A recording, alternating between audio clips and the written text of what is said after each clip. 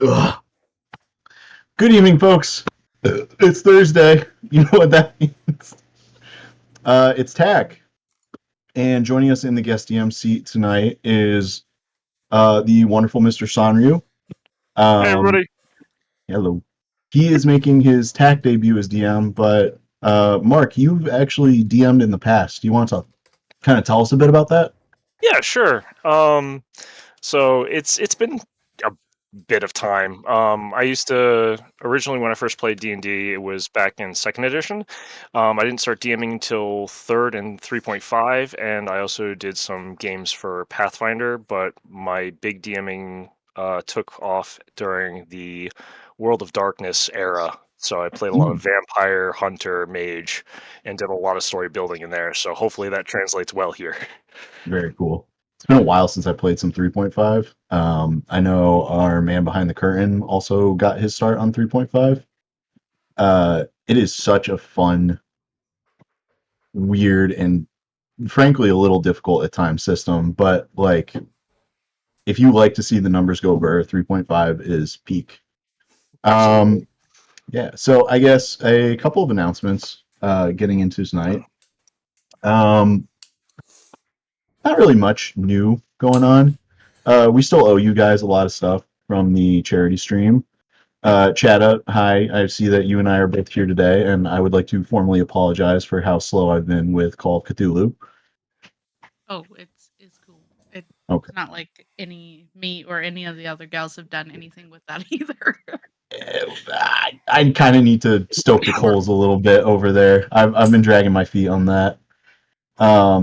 But I hopefully, with the new job and everything, should be able to find a little bit more time now to kind of work that all in. So I will let you guys know, and hopefully we get a date picked out soon. But we'll see. So Call of Cthulhu is owed. Hot Tub Stream is owed.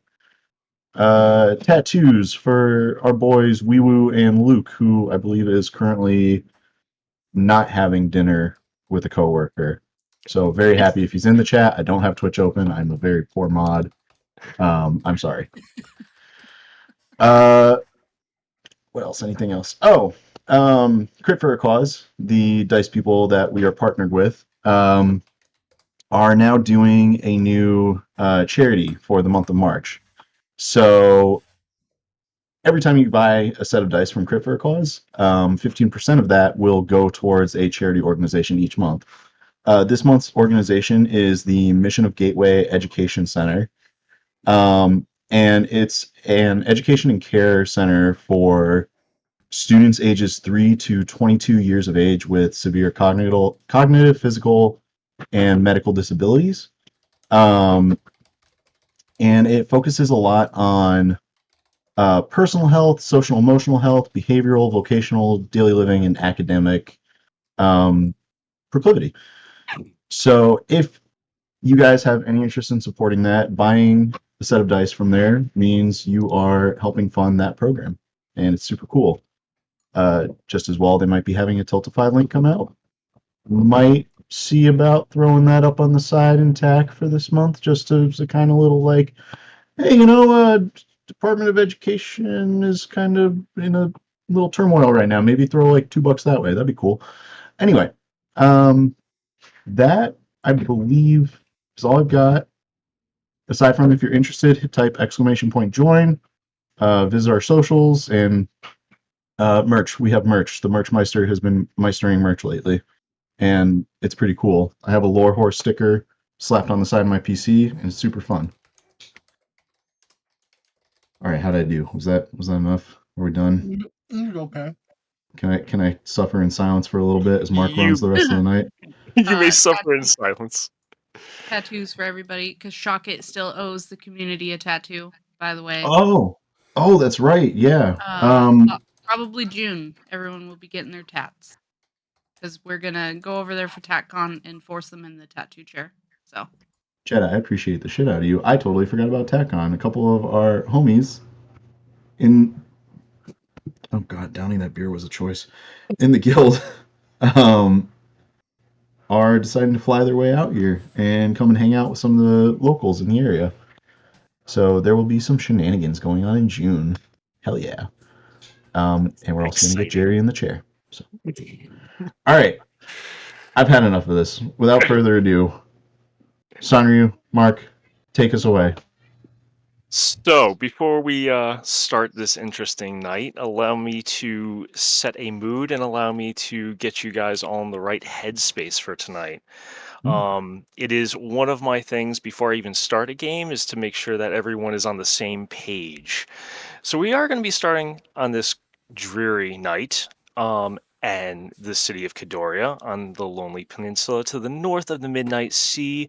There on the prime central thoroughway drag known as Avander's Alley, right where it turns right, and to the south onto Melora's Way, in that central town plaza known as Vana's Plaza, sits a 3-story mansion which now serves as the Tealeaf Adventuring Company.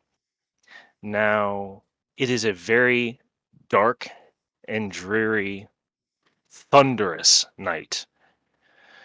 It's very quiet, except for the magic of the Tealeaf Adventuring Company has always done something of wonders of bringing about people and patrons together. My friends, those of you that are sitting with us today, what are you doing in the guild? Putting ones in the chat. Oh wait. Baronica's drinking a beer. Robots can drink? Yeah. Haven't you I seen mean- Futurama? True, Yeah, okay, yes. I stand corrected. they can drink. They don't need to drink. They can. Choice, just like everybody else. Damien will be in the corner doing handstand push-ups, trying to stay fit after he just quit his job. He will also be eating nothing but lettuce on the floor. Well, it's on a plate on the floor. Every time he goes down, he takes a bite. He's saying, I got to keep my calories up, but I also don't have enough money for food. So I hope everyone remembers that. I don't have money for food. And he's going to look around while he's still doing the push-ups. Bosif is sat in an armchair next to Damien and goes, I know you've been talking about this for like the past 20 minutes. Do you need to borrow some money? I'm sure Reg could advance you like some pay or something. No, I don't borrow. I only do push-ups. Okay. You have gotten paid, right? Like the missions are commission. Yeah, I've gotten paid, and then you'll see a little bit of blood dribble out of him onto the floor. What the hell? Have you been stitched since the last mission? You don't look. No. Well, that came from my mouth, but no. I'm good. Oh, that's right. Yeah, I sent you. it's, I forgot I sent you over to Bildalgo. Yeah. Mm. I ate some Okay. sandwiches. And... I'll never Oh, eat is his he? sandwiches. No, yeah, well. You're part sandwich now, ain't you? Mm-hmm. That I'm gonna sucks. go. And a bunch of blood will come. Suddenly, you all hear a very hard hit and thud against the door 3 times. Really hard. And it's loud enough that you can hear it over the lightning and the thunder and the rain. Well, as fun as this is, watching you bleed all over the carpet and into your salad, I think I might want to get the door. Go Where's get that? the door. And remember, if the blood comes out of you, you can always put it back. Can you? I feel like it's more difficult than it looks. I'm gonna try. I believe in you. And Bosif is going to turn and make his way towards the door. Fantastic. And he will just kind of swing it open and then start to walk back towards the armchair. As you swing it open, in a tavern.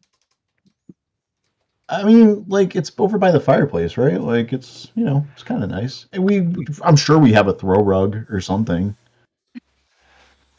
Fair enough. so as you swing open the door, you can't not stop and take a look at what is there because first off, it was all shadow, and then the light flash, and you just see. How tall is Bosif? Bosif is. He's short, First right? off, his last name is not Bobson, it's Backson. Thank you, Backson. production. Second, he is, I believe, tall. I made him kind Oh of no, heftier. I'm Oh thinking no, of the he is other. 4'4". He's 4'4". Okay. Never mind. So as you He's tall open by the ant door, standards. yeah, as you open the door, you just see this very tall, lengthy man in what looks to be basically a suit, a black suit, a red tie, and his face is kind of like obscured by his hair and everything else like that. And he's just kind of standing there, like not slumped over, but you can tell he's just gangly. And as soon as you open the door, he just kind of like starts walking in and doesn't even notice you're there and just kind of walks in and through you and just keeps on walking. And then just stands in the center of the room.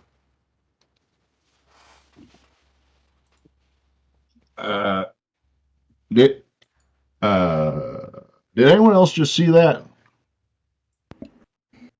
No. Well, this guy just walked quite literally right through me, or I guess I passed through. No, did I pass through him or did he pass through me? If I'm tangible, he's not, but he was moving. He went through me. This is kind of fucking with my brain a little bit. This ain't how physics work. Alien. Damien's gonna stand up now and he's gonna go. That makes him untangible, Bosif. I believe it's intangible, but I'll take your word for it. All right, you untangible son of a gun, standing here menacingly. As you try as you try to interact with him, a gentle touch touches your shoulder. Oh. And do you look behind you or something like that? I'm assuming. I swear to God, if I turn around and there's like a half skeleton man or something standing behind me, I'm about to flip my shit and start blasting everywhere. And Bosif will turn around. When you turn, you see a much shorter. She's about actually probably a little bit taller than you, but not by much. She's a very fair-skinned, blonde-haired woman with blue eyes, and she is done up in what almost looks like a regal gown. Not like a ball gown, something that's more appropriate for travel, for sure, but like it's high end, and she is dry as a bone. There's not a drop of water on her. And she's just smiling at you. Hello. Hello there. Don't mind him.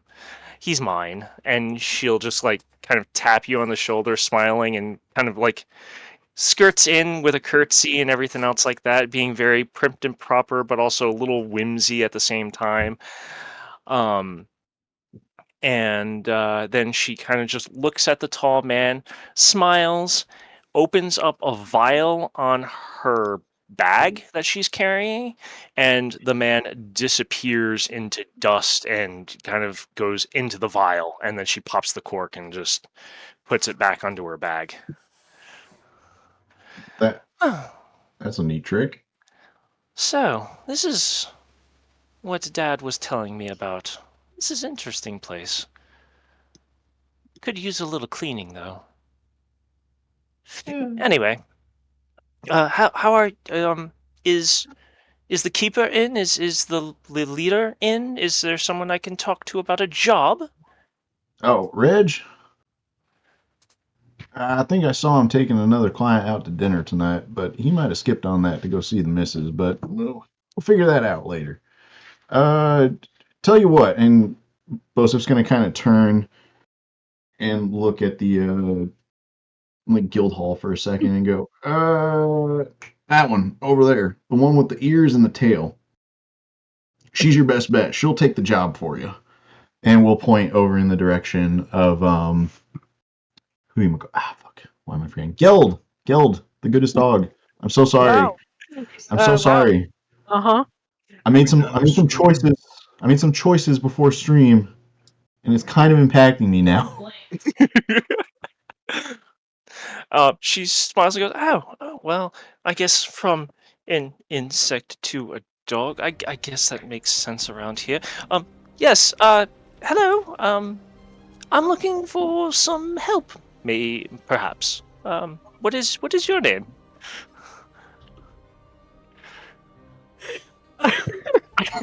She is not happy with Bosef. Putting her in a situation.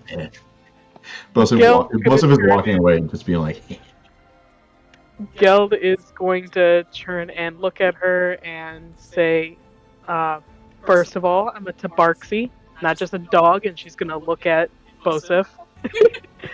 And she's then going to point towards Baronica and be like, that there is the person you want to talk to. She is very good at knocking people out. Yeah. And then she's just going to go and eat that lettuce that's on the floor. Oh, the blood-soaked lettuce? A meal is a meal. I guess so. Oh, wow. My father said these people were eccentric, but I didn't realize that they were disorganized at the same time. So insect, dog, gnomish creation?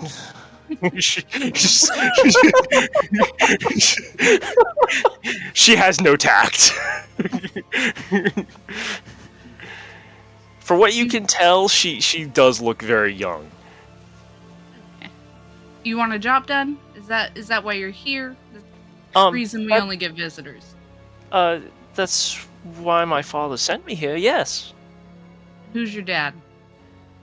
He's the head of one of the caravan traders that have been going in and out of town lately. Maybe you've read about their mishaps in the paper lately. They're the caravans that keep on personnel keeps on disappearing and a calling card keeps on getting left behind. He's busy trying to negotiate more trade deals so that we could still run our business, but business has been very poor since well, everyone keeps on disappearing. But I'm so sorry. My name is Mary Dupont. It's gracious to meet you, Miss Automaton. Gears, Baronica Gears. So you're merchants? Yes.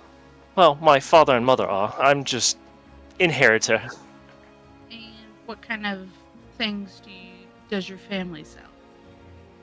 Normal goods, food, wine, textiles, things of that sort of nature. What? So you want us to find out who's taking the merchants, who's leaving the calling card, and destroy them? I mean, maybe not destroy, but just investigate. And if you have any leads, that would be fantastic, because if we don't figure this out, the business is just going to run dry, and we can't have that happening anytime soon. We'll do it for 3 barrels of wine and a hefty price. 4 barrels. Excuse me, I misspoke. 4 barrels. Four, well, 4 barrels of wine's not that hard, but I'll have to double check with my father when I get back to the mansion, but I don't see how that'd be a problem. Yeah, I don't think it's going to be a problem since you just said mansion. So, You live in a mansion? Live in a tavern. This was a mansion before, was it not? I don't know the logistics. I live here now. Just like the servants. I see. Where should we start? To the north, most of the caravans go north through the woods, through the forest, and they are usually trying to get to the coast up north to trade with some of the tribes and other pillages, other villages up north. So best trek is just to follow the trade road and see what you can find, basically. To my knowledge, at least from what I've overheard from my father, nothing is taken. It's just the people. and I don't know why. And so we can't really find more people to guard or drive the caravans as much anymore. So if you find anything, it's yours to keep, I suppose. It's no good to us. Okay. The two fighting with lettuce. You, first person, Ant-Man, who this gal spoke with. You're coming because now you're doing this. What? Pawned off your responsibility. It's fine. You're All coming. right, well, all right, that's valid. That's fair. And What Rikku, you haven't been out in a while. You want to come on in? Sure. It's been a bit. All right. Well, to the north we go. Okay, so before I do what I always do to Kyle and forget what he is, what is Rikku again? Dragonborn. Rikku. Dragonborn. I know you're not Rikku. I gotcha. You're a fire genasi, and I learned my lesson. Didn't want to be racist today, huh? Nah. Not today. Okay. All right. Anyway. So, as the DM, I'm going to say now's the time if you need to stock up on potions, if you didn't do it off screen or anything else like that, to do so now. If there's any questions that you guys have, now would be a good time to ask me. I'm not going to move us to get to the next map, but just so that you know, we've got some building to do. I got my potions, I'm good. I believe I'm good. I already did it earlier. I should be all set. As you guys are setting up and tally-hoing away, the little girl, Mary, has already started off towards the door. She's happy. She has a much bigger smile on her face than when she came in, for sure.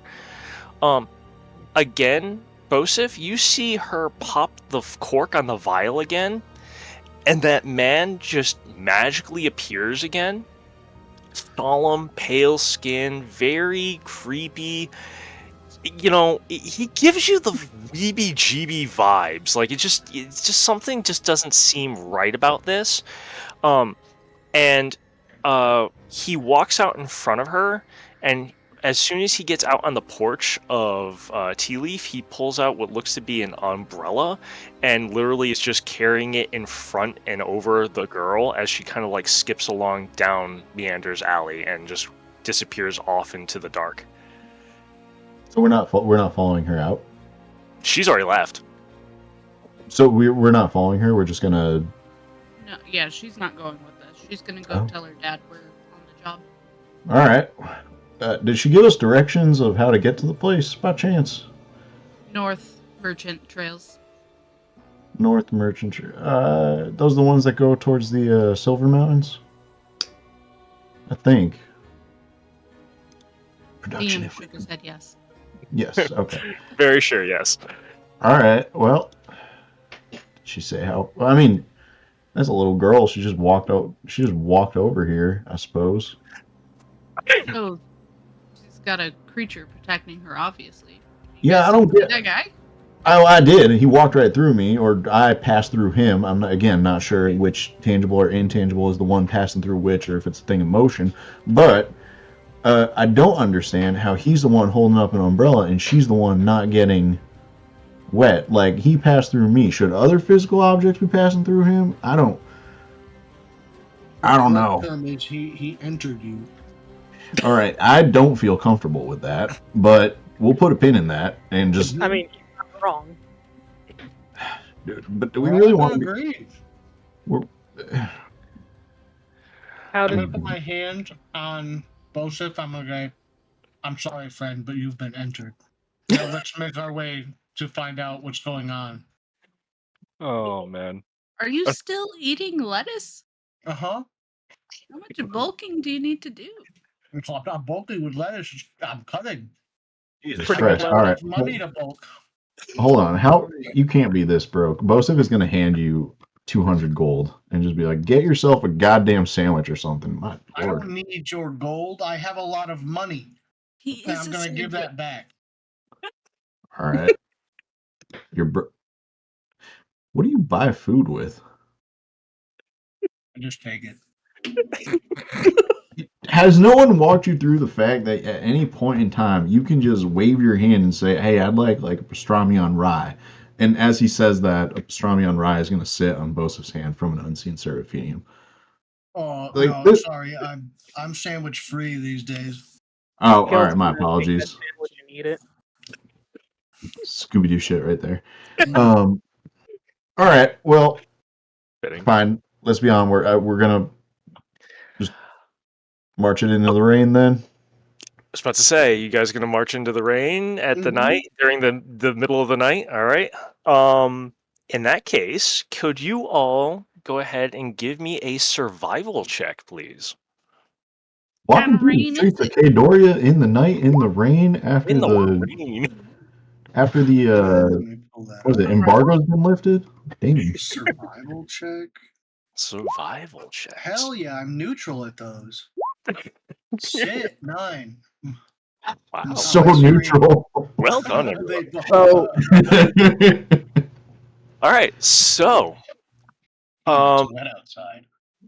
Geld and Rikku, you guys are going to have the easiest time being able to tell basically, where the main tracks or where the main caravans are going. I mean, you guys can, like, on regular town, while you're walking through town, you can see where a lot of these caravans are coming from, where they're going in, going out. It's pretty normal. Plus, all of you guys have worked with the silks before. And so, for the most part, and because TAC has done work with a lot of the caravans, like, you kind of know that they're talking about, like, one of the minor caravans that's probably going up to the Silver Mountains. So you kind of know the general direction of where you're going. However, there's a lot of whispering and a lot of things going on as you're, like, going by and trying to collect at least a little bit more information on your way there. Um, Guild and Rikku, you guys are going to basically be able to track down a couple of these caravans that people are basically, like, passing rumors on and things like that. And with your survival checks being as they are, you know that these caravans that people are talking about, that they're trying to, like, drive you in the range of, is not a typical caravan path that a lot of the mainline caravans take. It seems to be like an offshoot path that a lot of people don't like to take because something about it just isn't right. And then this is before any of these disappearances happened. So already things are very suspicious for you guys, but you kind of know which path to take and you kind of, like, lead the group in that general direction. After about, I'd say, a couple hours in the rain, you guys are probably soaked, not feeling great. It's very muddy on this path. Things are kind of gross and disgusting, but the trees are thick at this point in time, so there is a lot of covering from the rain. The rain has started to lessen so much; it's not as heavy, which is great. The thunder and the lightning is starting to come down just a little bit.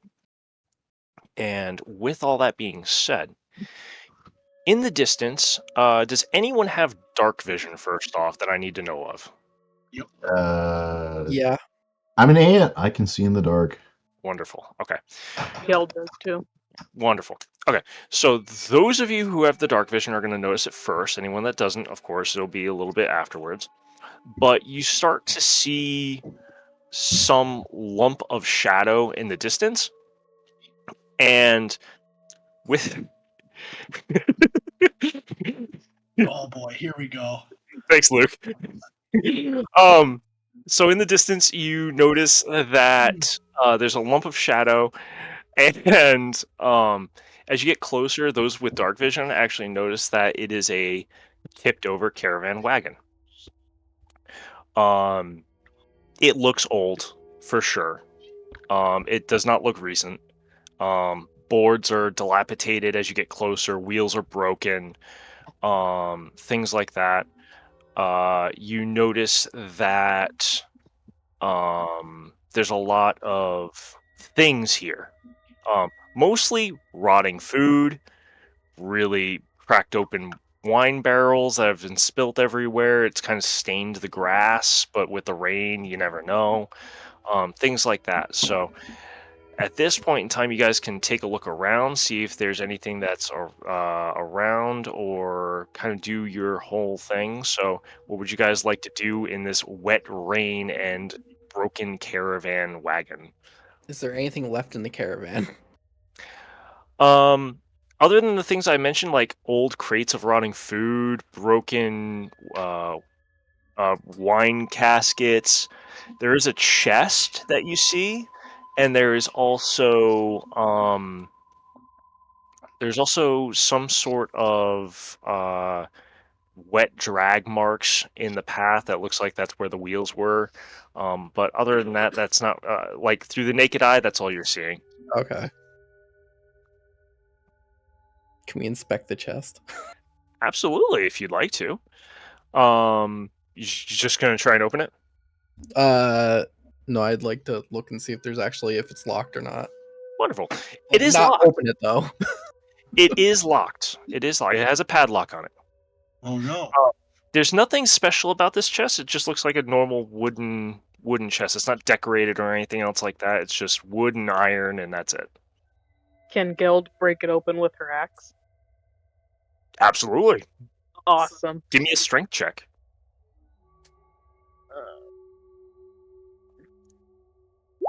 If you guys can't hear the music, please let me know. Yeah.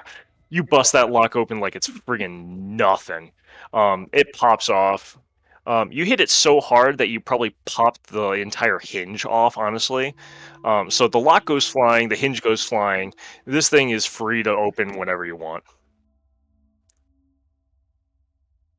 Geld looks at the others and is like, so who wants to open it?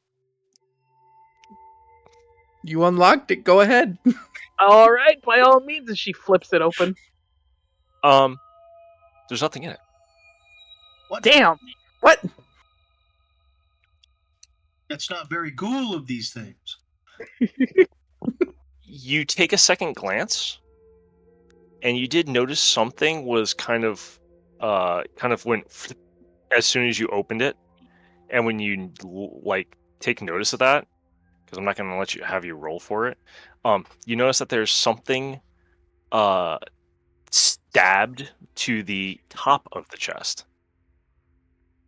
So like on the lid, on the inside of the lid. Oh.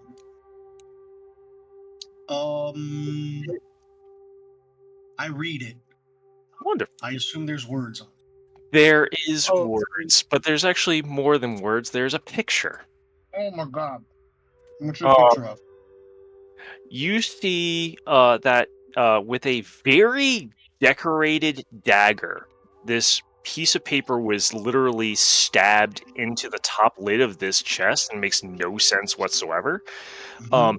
The note reads, it shows a picture, first off, it shows a picture of a cup or a mug of some sort being wrapped around and almost choked and coiled by a snake. Oh.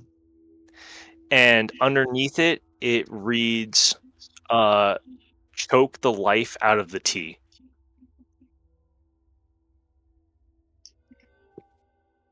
This guy's the Boston Strangler. What does the What's what does it Boston? say? It's someplace in Dios. Sounds like shit. Yeah. I might go there for like an event, but I don't think I'd ever want to live there. I think you're probably right. That's about how I feel about it. Yeah, I think if it's like a Dios thing, no. I think if air travel were a thing, that would be something you would call like a flyby area Mhm, or like a mhm. pass through. I could throw you. That's air travel, right? Mm. Well, you know what? I'm not. I think you could throw me. I think I could throw you too. Let's find that out later. How much can you Sounds good. lift? How much can you bench? Enough to throw you. Probably. You know what? There you I go. would- If it's in the triple digits, probably. Oh, man. Anyway. So, If anyone would like to do any further investigating on the wagon, you may roll an investigation check. If you would like to search the surrounding areas, you can roll a survival check. I'll search the surrounding area. All right, so I got Rikku with investigating the wreck. I may also like to take a look at the wagon. Guild, Damien, and Baronica are going to search the surrounding areas. Cool. All right, so give me an investigation check. Wonderful. Ooh. Ooh. Good Mark, roll. you got mine, yeah? Yeah, I got yours. I got yours. Okay, cool. Just double check. Yeah, of course. Thank you. So, we'll start with the investigation team first. With a 13 and a 22. You guys did pretty solid here. You notice that the crates of food, the textiles, anything that would have been of value trade-wise was just left here. Like, anything that would have been useful at the time that wherever this was going would have been really good, but because it's been sitting here for so long, it's completely tattered, destroyed. It's no use to you guys, but you feel like if this was a mugging or a bandit raid or something like that, this would have been useful materials for them to take. Not just gold, but food is very valuable. Textiles is very valuable to keep things warm, especially in this area where it gets so cold. Like, it does strike you odd that this is even here to begin with. And there's also food here too. Why didn't the wildlife take this? There's something weird about this. But that's all you're going to get out of that. For the survival team, you guys searched the area. You guys did a fantastic job. Thank you. Basically, when you do the surrounding areas, you look around, you notice the wheel marks from the caravan, you search out the outside of the perimeter there, and you do notice that there are some game trails that lead deeper into the woods. And amongst the muddy footprints and things like that, especially with Geld's 20, Geld, you actually notice that there are much fresher footprints that shouldn't be here, in the mud and in the silt and in the underbrush for sure. And your natural instinct towards nature tells you that this has been disturbed more recently, but not by anything natural. It doesn't look natural at all. Like, it's not naturally made. Like, people walking through the woods, it's very abrupt. It's very particular. And you know this. But the marks that you're seeing, they don't make sense. It almost looks like people were stumbling about wildly or being chased down by something or even being dragged by something. You're not really sure because it's a mess, but you know it's not right. Just something the numbers aren't adding up.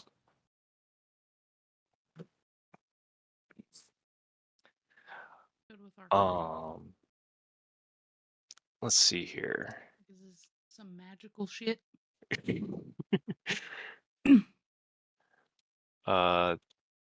The only other thing that I'm going to ask all players to do is give me a perception check, please.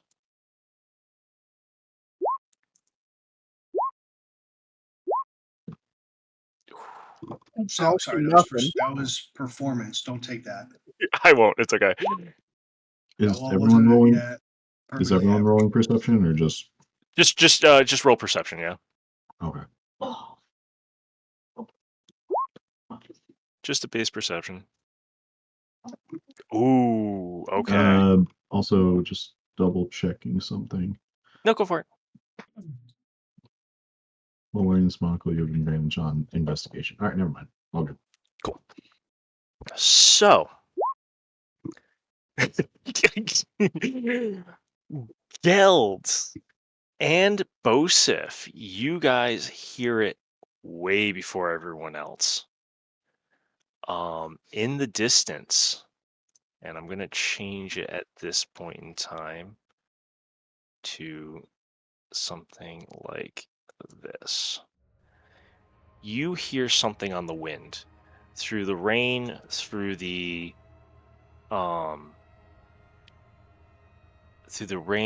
pattering of the leaves, through the rustling.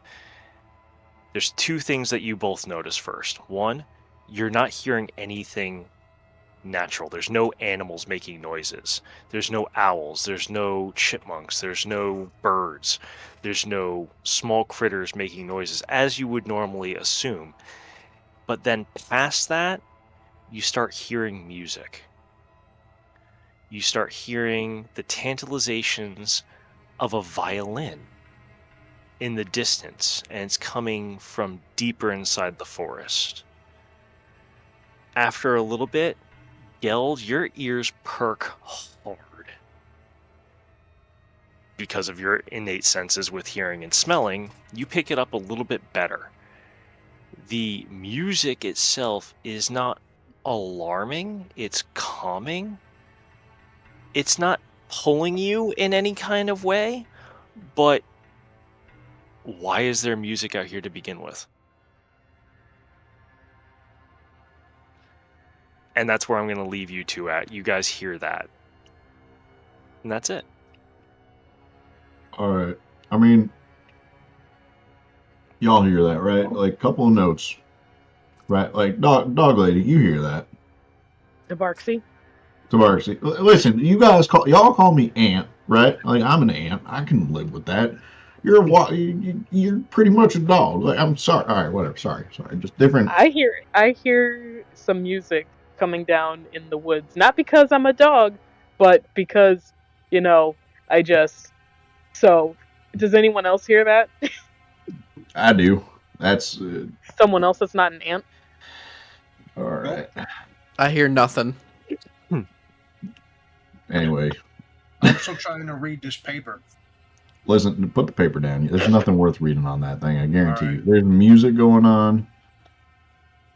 It's actually kind of nice. It's very mellow. I was expecting like shrill, like it's dark, it's rainy, it's stormy. I was expecting like shrill and like lilting, but that sounds just kind of welcoming. With these footsteps and that music, they probably ran off to go have a little party. Oh damn, did they really? I'm assuming. Well, We should I mean, follow them.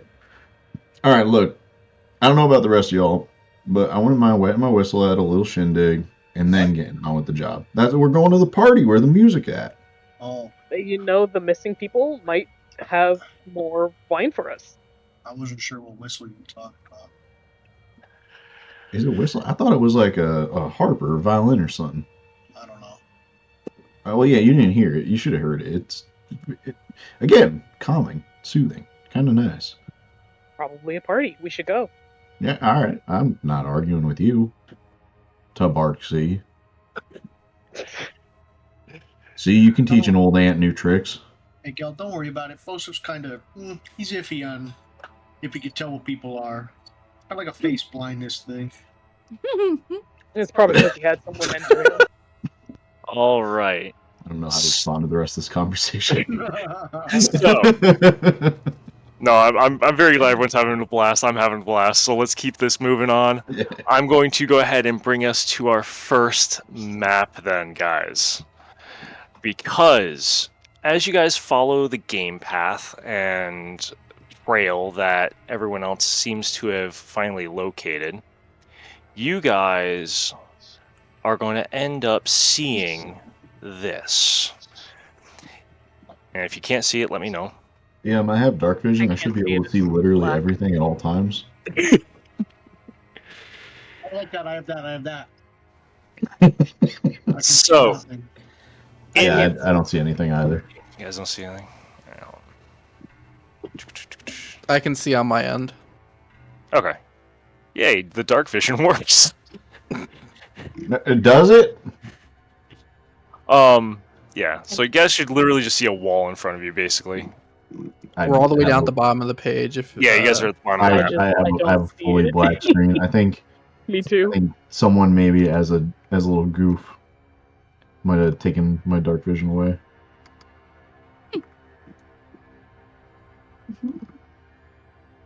Trying to figure that out.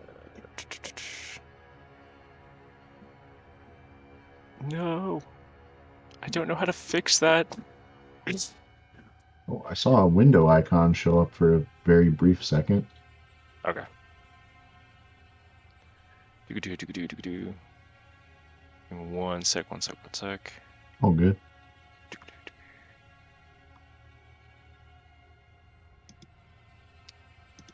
Gotcha. Thank you, production. Vision.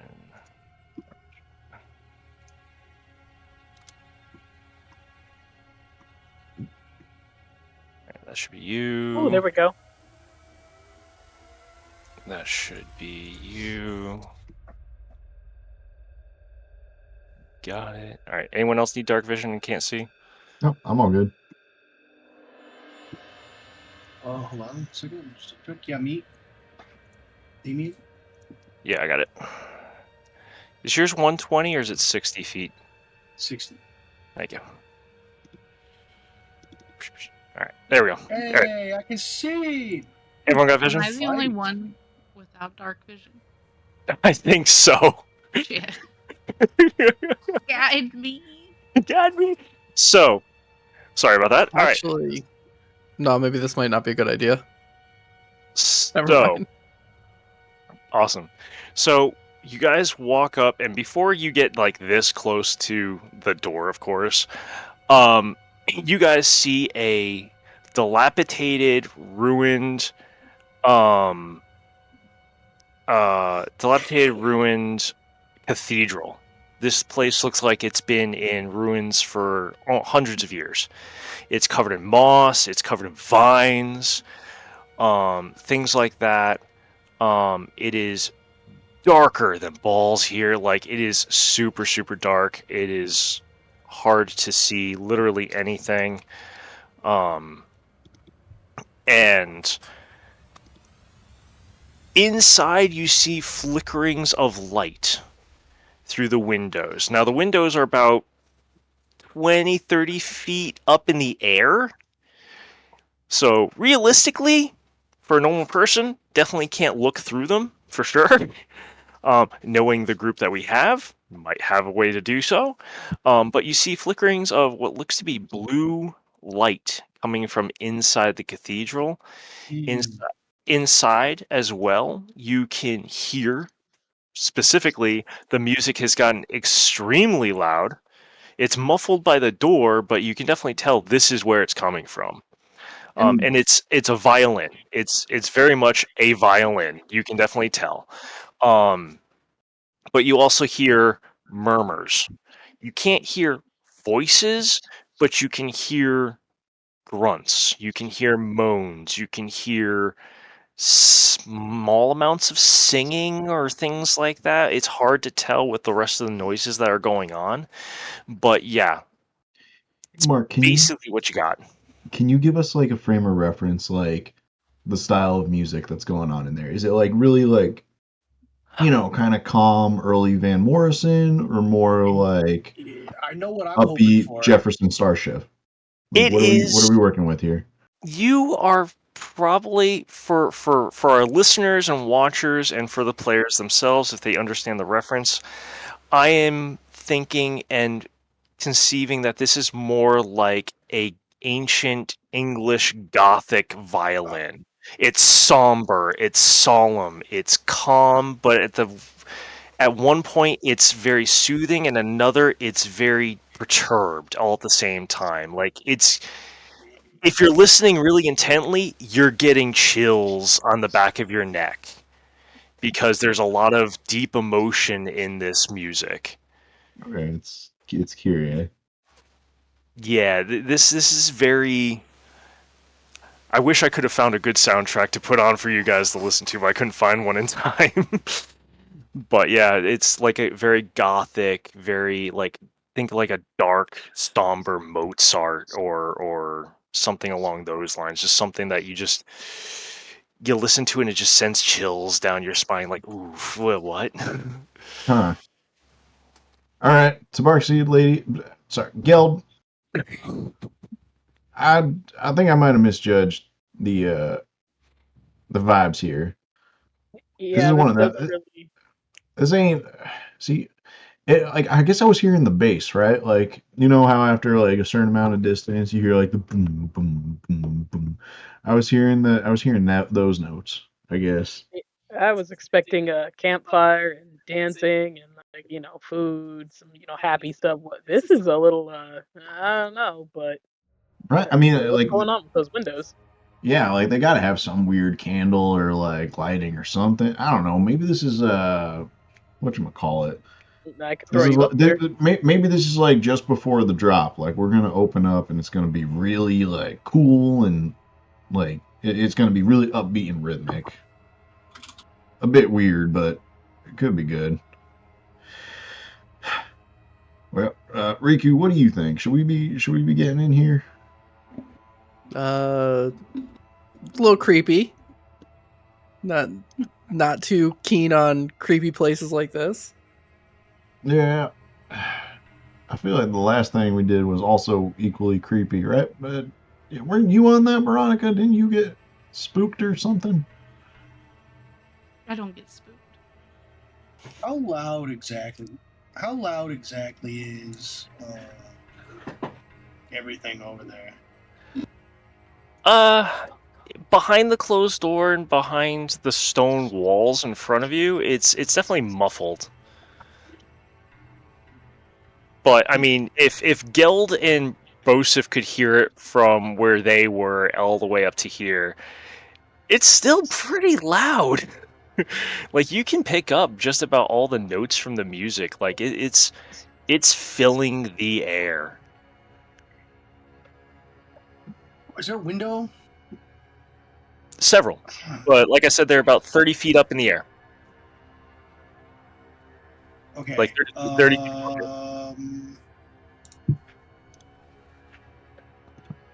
Damn. Can I peek through the door? Yeah, there's a couple cracks through the wood and whatnot. You could try and peek through it for sure. Can Yeah, Can I roll for peek check? you can roll a perception. Sure, go for it. Sure. Can I jiggle peek the door real quick? We just slam the door open in front of your face. Yeah. Can I spin my camera so that it clips through? So with a 14, you do notice that there is definitely a pale blue light coming from inside that's glowing things. Through the wood, it's like kind of like looking through cloth, like you're not making out any shapes, more like shadows and things like that. So you're not really picking up definition, but you're like, yeah, there's definitely something in there moving in the light, and you're just not sure what it is. Okay. I'm gonna turn and look at everybody and I'm gonna say, guys, it's very blue in there. And if I know one thing, it's that is a calming color, and I think we should just go for it. I can't argue with that logic. Thank you. But Can you see the color blue? when you say you're blue, though, doesn't that mean sad? No, they made a song about it. It's good. Yeah. There was Remember a guy, that one he bard was that sang it? all blue. He was all blue. Including his horse and carriage. Everything he owned was blue. If he was green, he would die. So that's what I heard. So we can't really argue with that fact. Blue is a good color. If it was any other color, we'd be kind of, Yeah. All right. Majority says, I guess. All right, so what's the party doing? But I'm red. I don't like blue. Bosif's Don't about worry. to open this door and head right on in. Yep, that's exactly right. Breach and clear. Breach and clear, and Joseph is gonna like ready trash you and just kick the door in.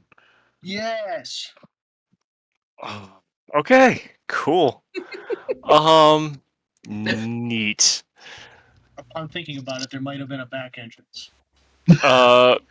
Bose, if you're kicking the door down. Yeah, it's too late. I already said I was Alright. going to do it. I All can't right, so back out like I'm that. gonna go ahead and move that, and we're gonna go ahead and just, Actually, I will be right here. there we go. As you open the door and kick it open, and literally cause all this noise, you see looks to be a bunch of villagers, guards. They're just kind of at the pews. The music abruptly stops. Mm, Do they just hit a sour note too when they? yeah. Good. It just cuts. Just immediately, there's nothing but silence. And at the end of the room, you see, oops, wrong one. You see this weird machination. Almost looks like a porcelain doll, except human-sized. At the end of the room, wearing a regal gown, is very pretty, but is kind of moving in odd ways and shapes. And as you guys break open the thing, her arms are up, and you see that she lowers her hands, and in it you see the violin that was playing, and she starts creaking. Her arms start moving in odd formations, and her legs start moving in odd formations, and then she just kind of turns, with her head turning first, cracking and creaking, and then her torso follows to stare at you guys, and then her legs turn with that afterwards, and it just kind of is uneasy feeling. It's just ugh. And she just kind of is like bending her neck back and forth with a huge grin. She has no lips, no nothing, just fangs in a very sharp smile. Okay, And at this point, go ahead. Go ahead. Go ahead. Okay. Just continue describing. I thought you were done. And with all of that, as she turns and she points the bowstring at you guys, and then the people turn. And that's what really gets you. Because all the people start turning as if they were hung by strings, and marionettes almost. And they're all just kind of dangling. And you notice, if you all take a good look at each one of these people, they're not alive. They haven't been for a very, very long time. Okay, that brings me to my question. Yeah, How old does this doll thing look? she looks pristine. I meant like. Never mind. Oh, yeah, you're talking about age? Yeah. She looks like she's about as tall as a regular human woman. Like For what you can tell. Okay. Like just a human woman, like probably at the age of like maybe 30, 35 if you had to guess. All right. Damien's gonna look in and he's gonna go, "Damn! I was hoping for an old woman who was a little bit lonely and had a lot of money." Wow, Luke called that one. Yeah. No, Luke. No. I didn't know you had a type, Damien. Although she was the size of a Money. full human. Money Full is the human same. woman was the term he used. Anyway, with all that being said, everybody, please, if you could do me a favor, click your tokens and give me an initiative. Mark, congratulations. You've surpassed me as a DM. I didn't even remember to say that in my time. It's all good. We got some good rolls here. Oh, jeez. All right, so I have to roll for you for sure. Where is your...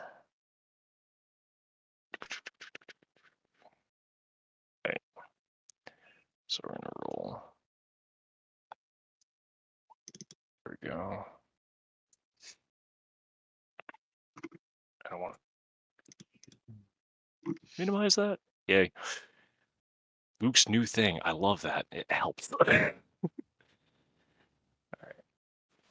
So what we're going to do is right now, it is just your initiative because none of these guys have one that you know of as of yet. They haven't done anything. They're not going to do anything to your knowledge. So, Damien, I'm going to let you take the lead and go first. Wait, I have a question. Go for it. How flammable does the area seem? Most of it is made of stone. The pews are definitely made of rotted wood, but most of it is very damp and gross and bleh. You notice that the blue lights that are coming from torches on the side of the walls that are basically just blue flame. So I would say most of this being all stone and the carpet's kind of like rotted out. Like it's just, you're mostly looking at stone. So yeah, I'm not going to say it's going to be very flammable. Okay. You get warm real fast, but could turn into a brick oven. So, what would you like to do, Mr. Damien? I had to describe myself for a minute there. What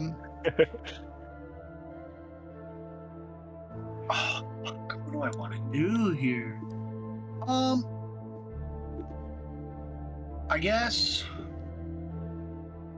I'm gonna point my glaive into the room and I'm gonna say, everyone here looks evil as fuck. At least that's what my boy Bosif said here. And he said he's ready to kick all your asses, so if you're gonna attack anybody, you should hit him first. And I'm gonna hold an attack. Okay. Yeah. If they come within my range, which is 15 feet. Gotcha. That'll be it. All right. Next, none of them are making any kind of moves or anything else like that. So you can go ahead and go to Bosif. What would you like to do? Bosif is going to stand there for a moment and slowly turn to Damien, who's standing like crouched beside him next to the door, and go, now what the fuck kind of breach and clear tactic was that? I understand you're new here, but goddamn. Damien's gonna go, and a whole bunch of blood's gonna come out of his mouth in response. You need severe medical help. What the how much sandwich did you eat? A lot. Did you have more than 2? Yeah. Oh, God, brother, you ain't long for this world. I don't know how to crack that to you any better than that, but your time is limited. Anyway. Well, address the people in the room. They're waiting for you. Well, thank you for that. Bosif is... You know what? Okay. Bosif is going to walk the 30 feet in very tentatively and go, now, I ain't exactly a smart man, but I ain't exactly an idiot. And as I say that, mark what happens. Cool. Thank you. As soon as you walk by one of the pews, can you give me an athletics or acrobatics check, please? Ant small. Ant small. Okay. Everybody enjoy this sight. You are going to see this thing show up, crawl out from underneath the pew, and it's... I asked how flammable. It crawls out from underneath the pew. For those of you who will get this reference, it'll help a lot. Whenever you enter a random room in Fallout, all of a sudden this ghoul usually pulls out of nowhere. Imagine that, but imagine a ghoul that has no bones. Slime goo. Delicious. And it's gonna go ahead and grapple Bosif. So yeah, it is now attached and clinging on to you. Grapple While it is contested strength check in 5e. I can't remember. it's athletics versus acrobatics. Ah, gotcha. So, you failed the DC. Yeah. I gotcha. And it is now attached to you. So, yeah, it it don't smell good. It don't feel good. It literally trying to envelop you inside of itself. You can still move, but when you move, it goes with you. It's not pinning you down. Oh, it's just like leached onto me. It's literally just wrapped up around you like a blanket around you. Okay. So I'm gonna here's how I see this going. Go This ahead thing and just do kind that. of crawled out from underneath the pew and did this. Yeah, oh yeah. Okay. Now Bosif has very interesting trigger discipline. Yeah. In that he doesn't. So Bosif was walking in, trash chute pointed towards the doll. Yep. As this thing latches onto him, Bosif is going to jump and yell, "God damn!" and launch a fireball at the lady. You're gonna launch a fireball at the lady? Yep. Oh, okay. So that's all 5 of my charges just for that. Damien Pogs. I need you to make that now, because I know how good you are with Hero Forge. Yeah, he does. Easy. Ow.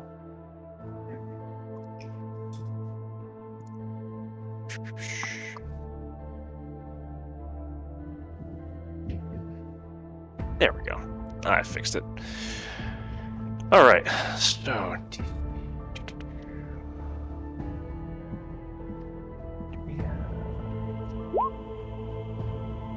Okay. She kind of she smiles a little bit at you. And as the fireball hits her plainly right in the face, she smiles and she disappears as soon as she's hit by the fireball. Almost looks like you completely eviscerated and evaporated her. All that's left is a needle on the ground. But then the needle stands up. And the needle, when I say needle, I mean the needle is like the size of a sword. All right, it's not like an actual like. No, it's like it's the size be of a like sword. now, I've got dark vision, but I don't have that. This one's big, dude.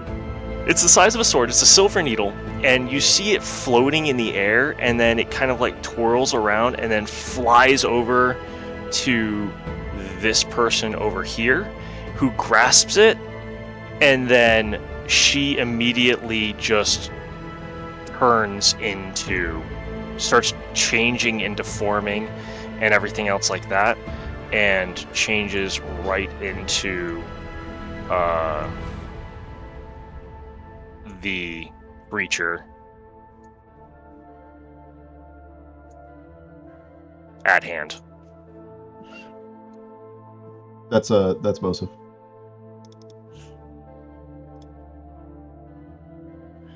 So that would bring us to Baronica. All right.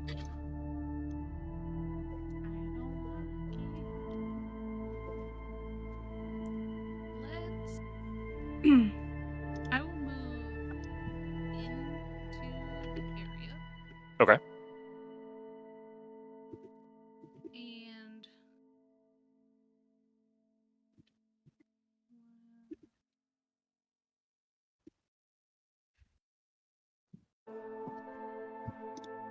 I'm gonna bow at the ghoul guy. Alright, so the ghoul guy is attached to Bosif, so if you attack him, you're going to deal damage to him as well.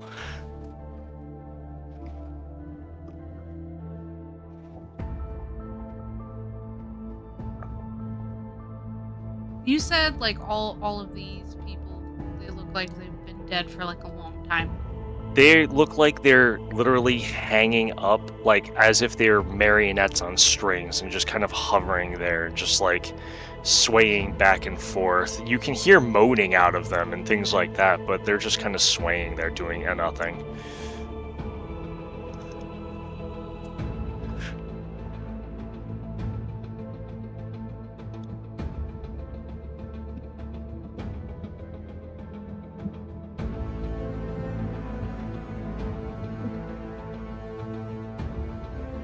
Do something crazy.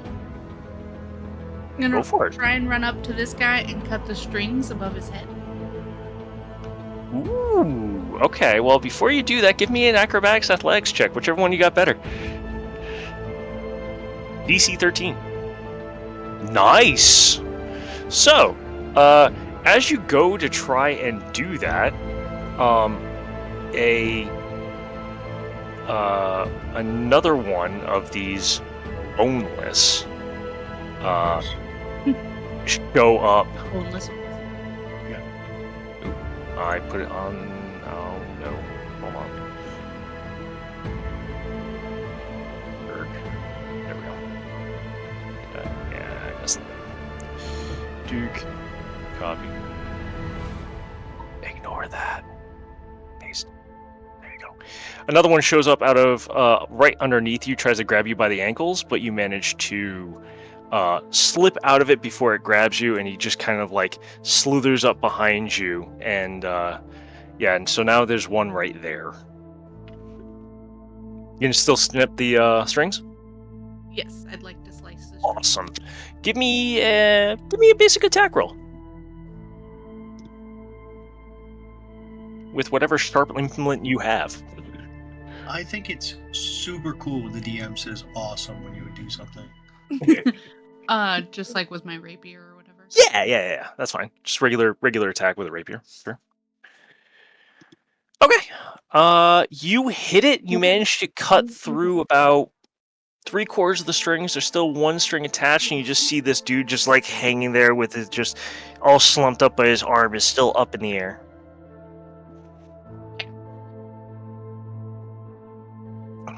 That's all I got. Awesome. Next would be the Geld.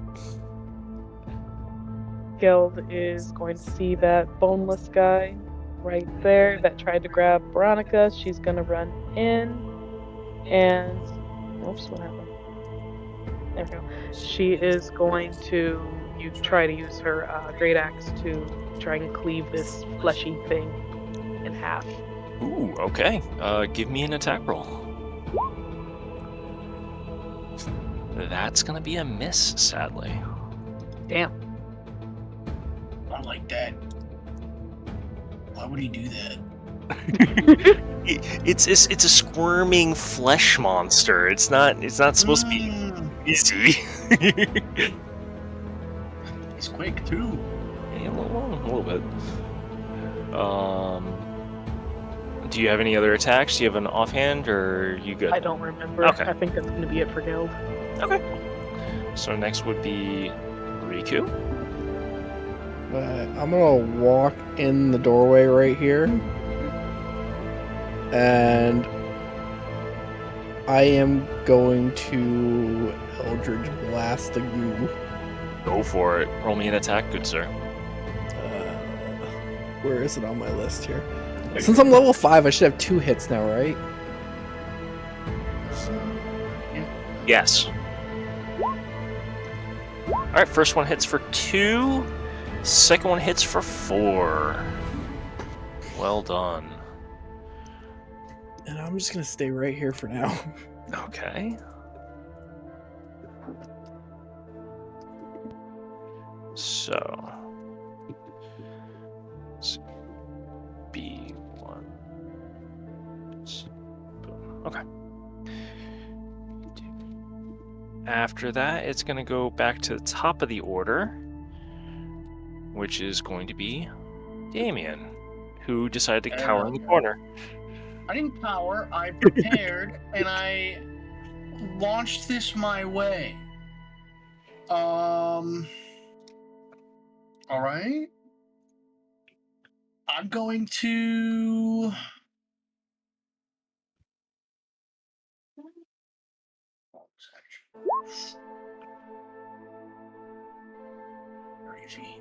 Measure. Where's the measure tool?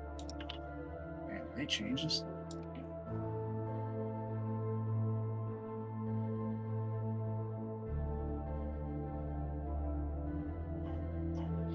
I'm gonna bonus action.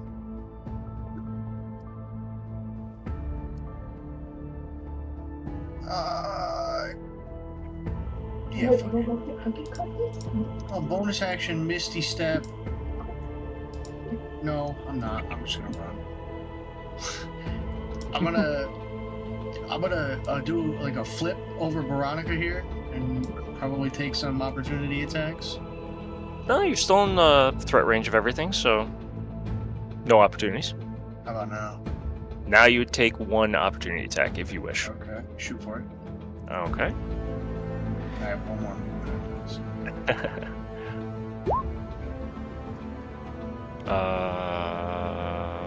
Will a 12 hit? I'm assuming no. No. Didn't think so. And I'm not going to move any further from here. But what I am going to do is I am going to use my glaive, and I'm going to swing one attack around at this goop man. Okay. Is that connected to Bosif? That is connected to Bosif. For all intents and purposes, it is connected to Bosif. Okay, I'll do a quick stab at this, and then a long stab at that. Okay. Okay. Go ahead and give me some rolls. Yep, here is the first attack. So 22 hit the little slime monster. 22 does indeed hit the slime monster. Roll damage. Yeah, you got it. 12. Nice. That's a decent amount. And then I'm gonna try to poke this woman in the head. Go for it. Give me an attack roll. Got it.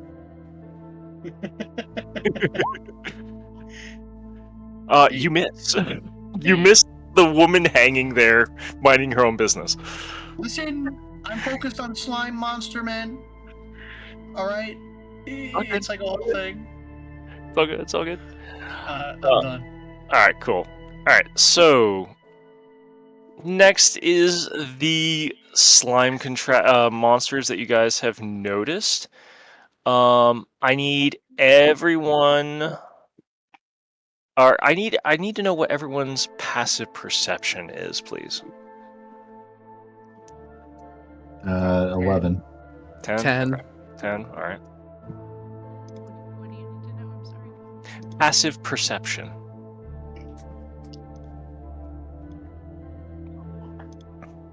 Because I'm going to be 4.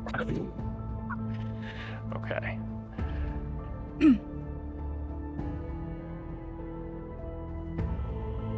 So, what's going to happen is, first off, Bosif, Yeah. you are going to get hit by the crushing embrace, since you are still bound by the boneless, who is wrapping you up.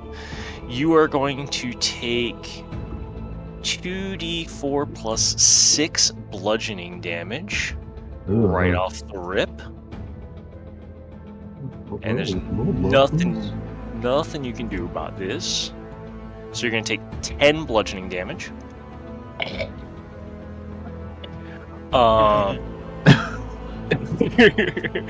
And that's going to be it for that one. The one by Guild and Baronica.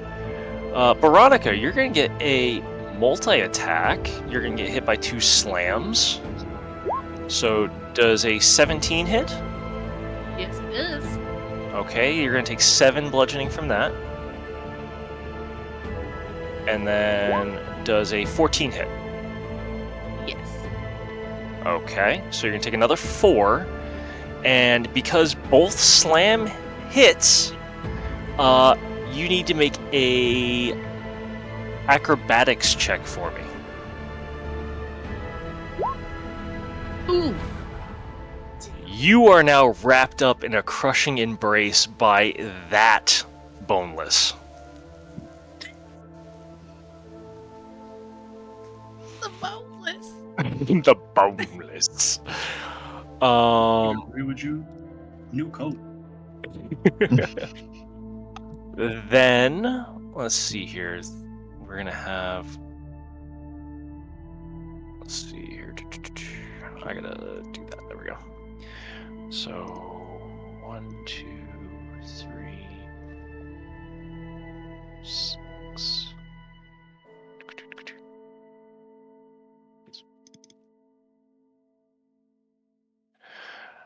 Damien, I need you to take 2 attacks.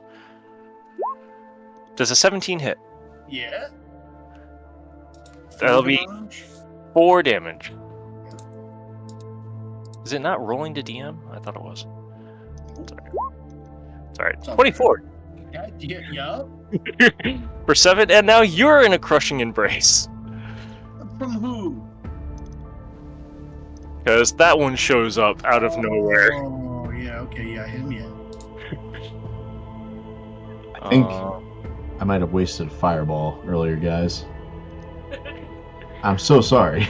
That one's gonna move and slither on there. And that's gonna be all of their turns. So now, Bosif, it is your turn. While you are embraced, you only take damage on his turn, but during your turn, you can either move like normal, but he'll be dragged with you, or you can try and make a DC 13 strength check to rip him off of you. So, here's what Bosif's going to do. Bosif is going to sidestep and pivot. All right. And the thing is, it like wrapping his arms and like, appendages close to him?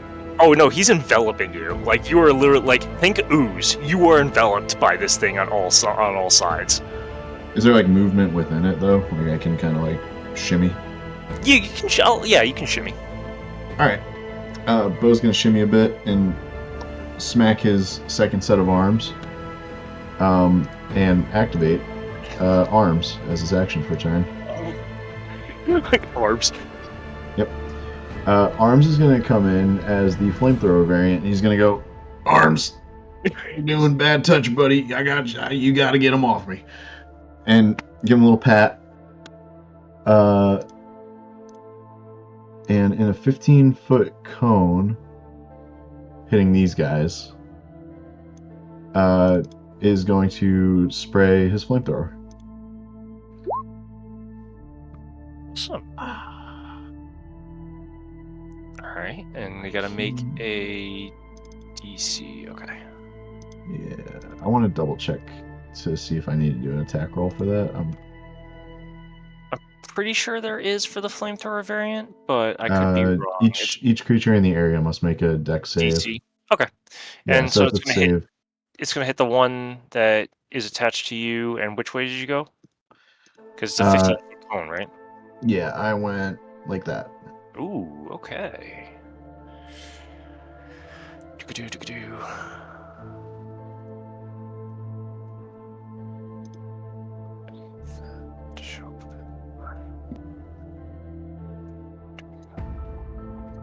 Alright.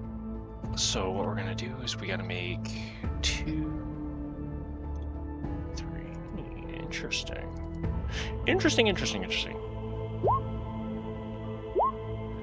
Alright, 2 fail, 1 save. Alright, so that's going to be 11 to the fails and half, like 5? Half. 65. Round up, we'll go 6. Alright.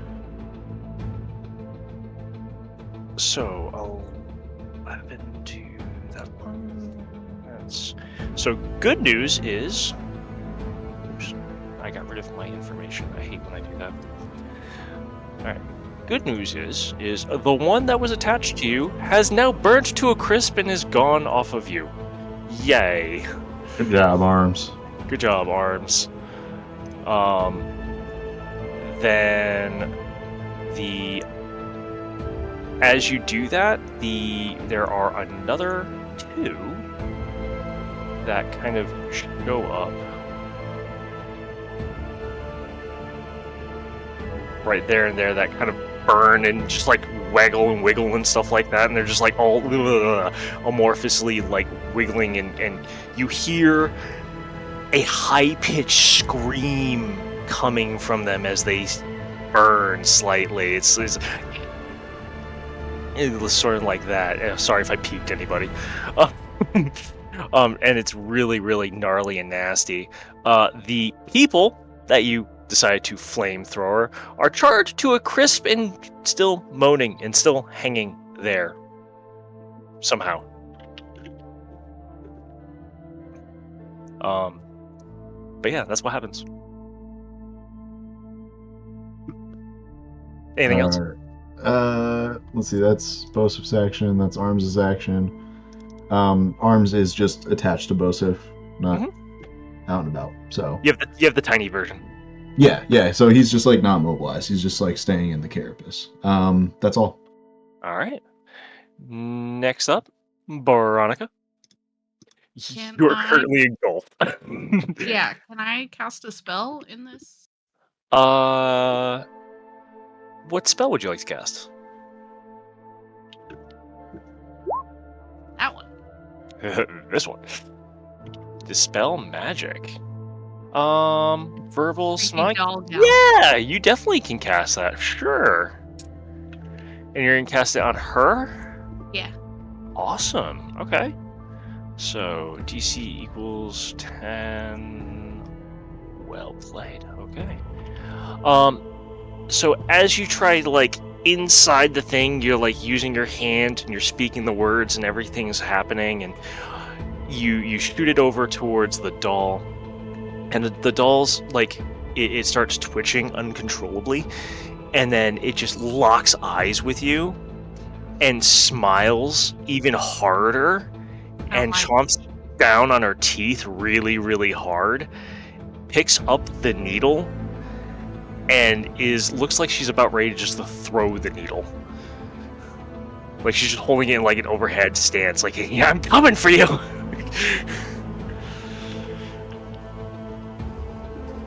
It's probably fine. Did it do anything? That's all you get out of it. You don't know if you dispelled anything, if anything else happened. That's all you got. Fuck. Okay. Thought it was really big brain of me, but maybe not. Okay, well, I can't. Yeah, that was a full action. So I cannot do anything else. Okay. I'll just stay here. Next is her turn. Fuck. She is interesting. So, she is going to use a very interesting ability. And she is going to now, within what's going on, you're going to see her swap places immediately.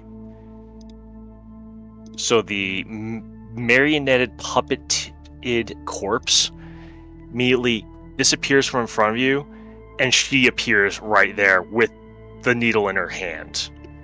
And she just...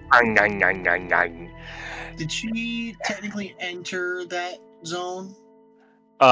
Technically, according to her ability, she's already in that zone.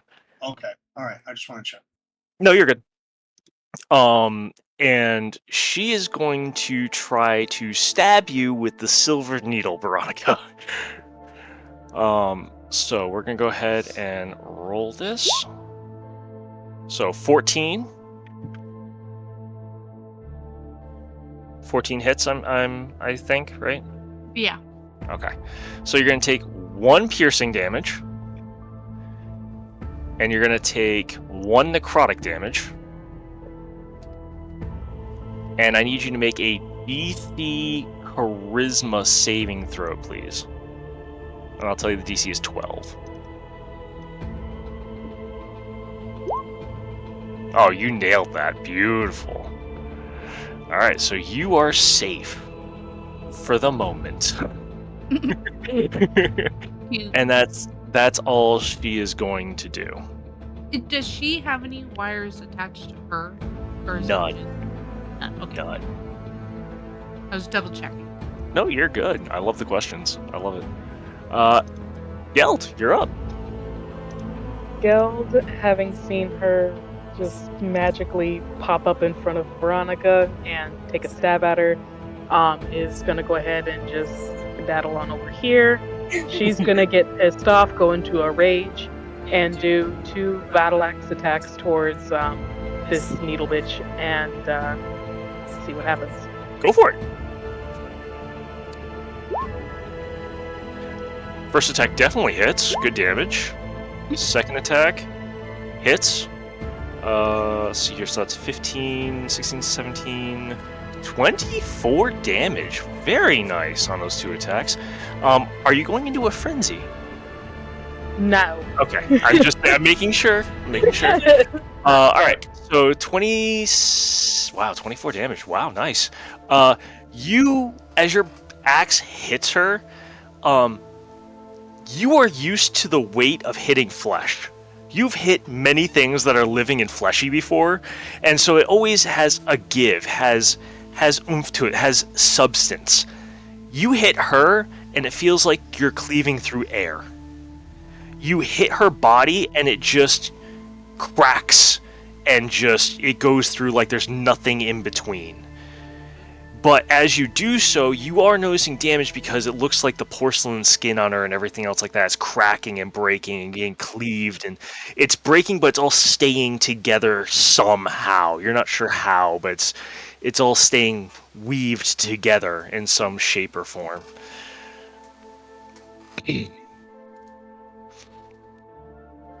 What the hell? That's gonna be it for Geld. Awesome. Rikku, you're up. Okay. I'm going to hit her with my my Hexblade's Curse. Nice, okay. And Love it. then I am going to run up. I'm going to use my Raven's Feather, Okay. which is my weapon. Yep. And then 1 feather falls to the ground, and then also my proficiency bonus is 3, so that's 3 more damage. All right. Well, a 15 will definitely hit. And with you hitting her with your very cool scythe and dropping a feather at that location, you see that, again, just like with Geld, it feels like you're hitting dishes, like you're hitting glass, you're hitting vases, you're not hitting a person. And so as soon as you hit, she crackles, breaks up, and falls onto the ground like a pile of crumpled porcelain, and her head is still there, tilting side to side on top of the pile, just smiling. But she's now dead, staring at you, Rikku, and it's very uncomfortable. Yay! After you do that, she starts turning to dust and starts to disappear. Damien's gonna turn and say, "Quickly, suck her up! Suck her up! I want to get away!" Well, luckily, Damien, it is your turn. Would you like to do the sucking? You know what? Hold on, let me think of my inventory.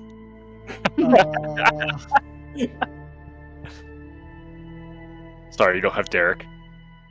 Yeah, I'm gonna very quickly go into my into my backpack. I'm gonna pull out my mess kit and find the nearest sealable container, and I'm gonna start filling it. Oh, I'm gonna drag me and this freak with me. He's coming with me, right? Yeah. Okay. Yeah, because Yeah. yeah. I'm gonna start collecting the doll into the container. Okay. Just You in do case. your best. You collect just- dust. Oh shit! All right. Well, I'm gonna use my bonus action to Polar Mastery bash this little freak. 22. That definitely hits. Give me some damage. Yeah. 1, 4, 4. I meant 4. 4.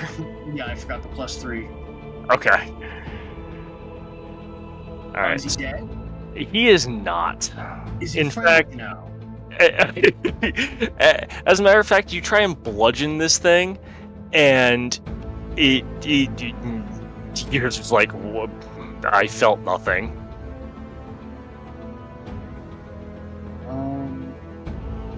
Okay, that's it. All right, it is the Boneless's turn.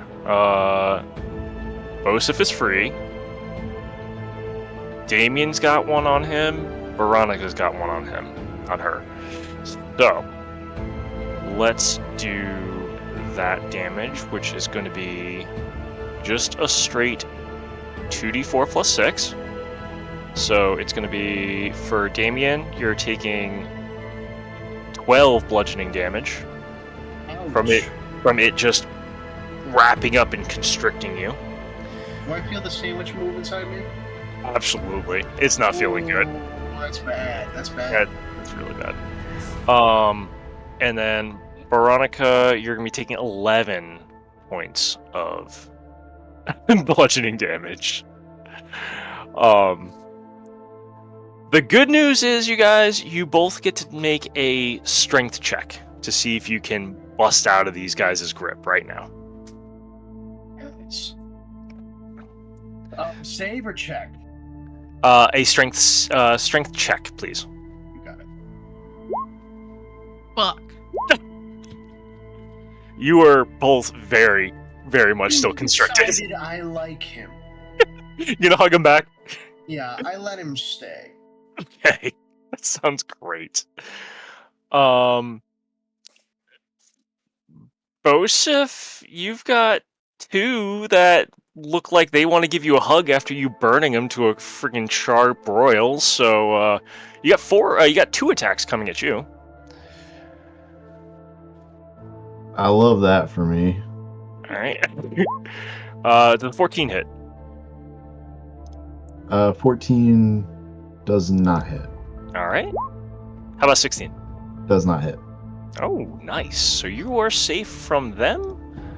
Let's see here. I might no. That's not what I'm grabbing. Sorry, guys. I was grabbing a torch.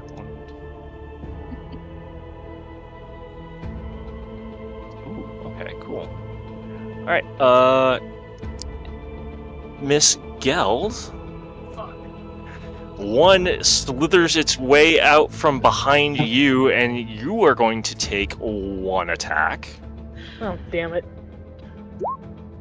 Does a 19 hit? Yes.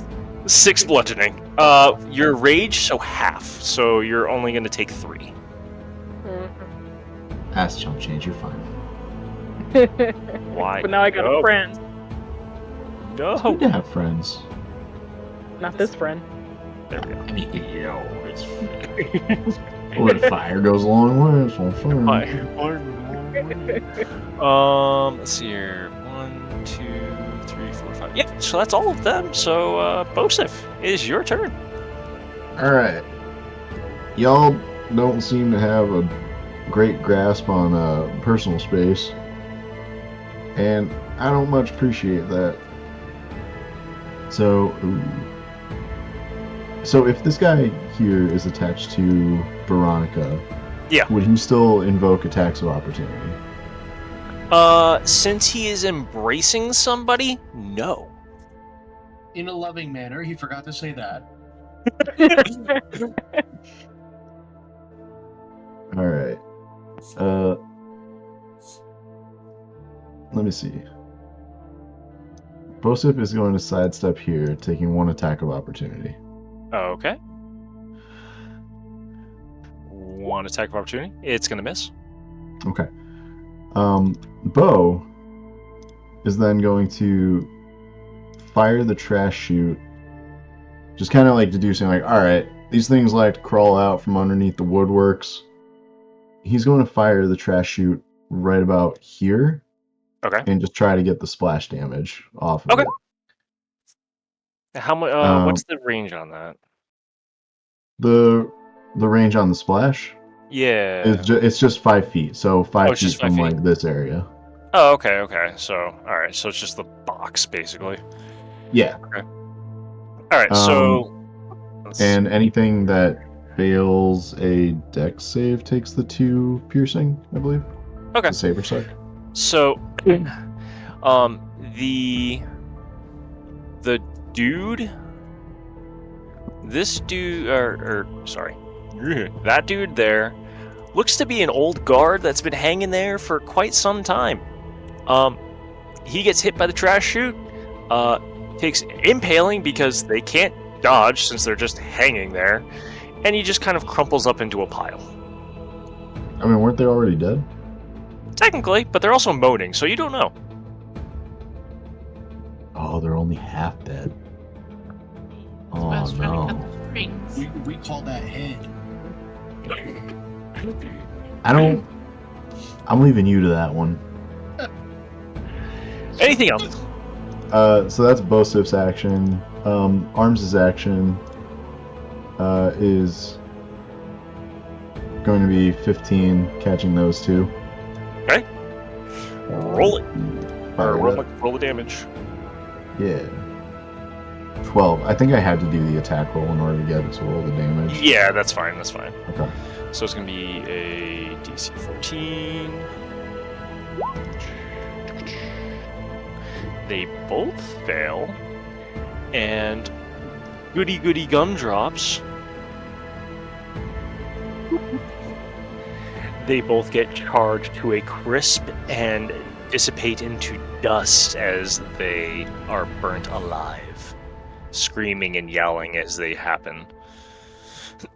Oh, alright. Well, that's 2 down. Can the rest of y'all... And Bosip's going to look back and see everyone pretty much engulfed by one and go, ah, shit.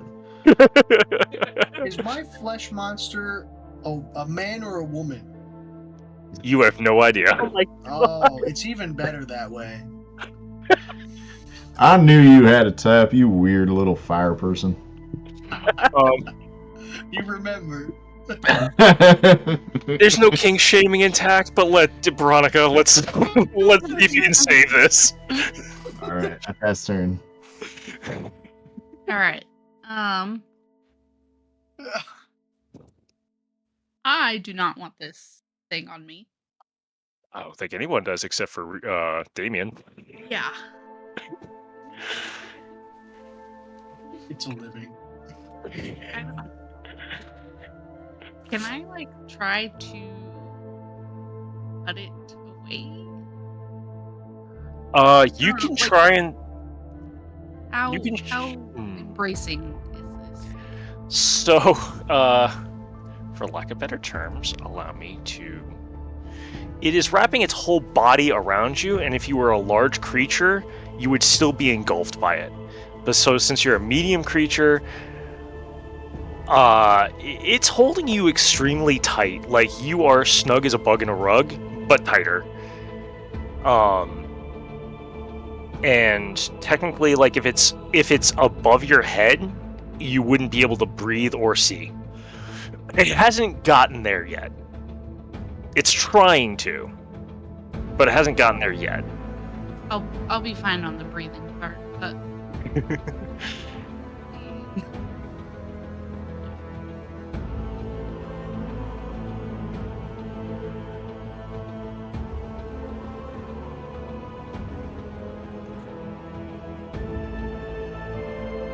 yeah. Thank you, Wiwu.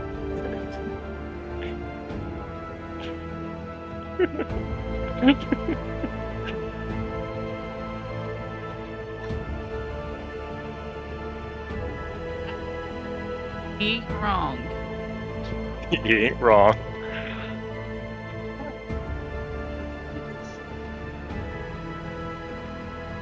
I would like.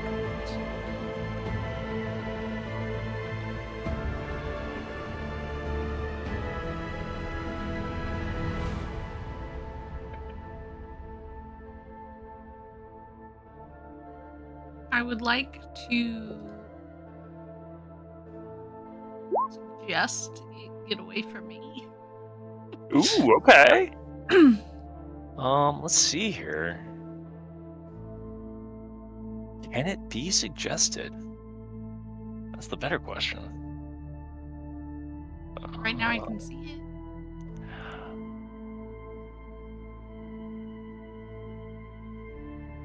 I don't know if it understands me. It is immune to charms. I'm sorry. Is it charming? If you asked, I could have told you that. Creatures that can't be charmed or are immune to Oh. this effect. I'm sorry. Bitch. That was a really good. I thought it was actually gonna work. I'm sorry.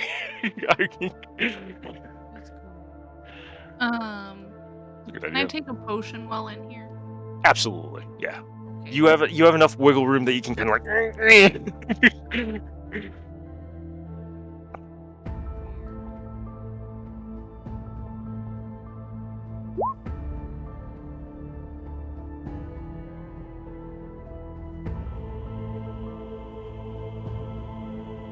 Alrighty, Cover that's it. 14. Okay, wonderful. Next up is this strange lady that you guys just do not and cannot absolutely get rid of. Is she missing about a jar's worth of her body?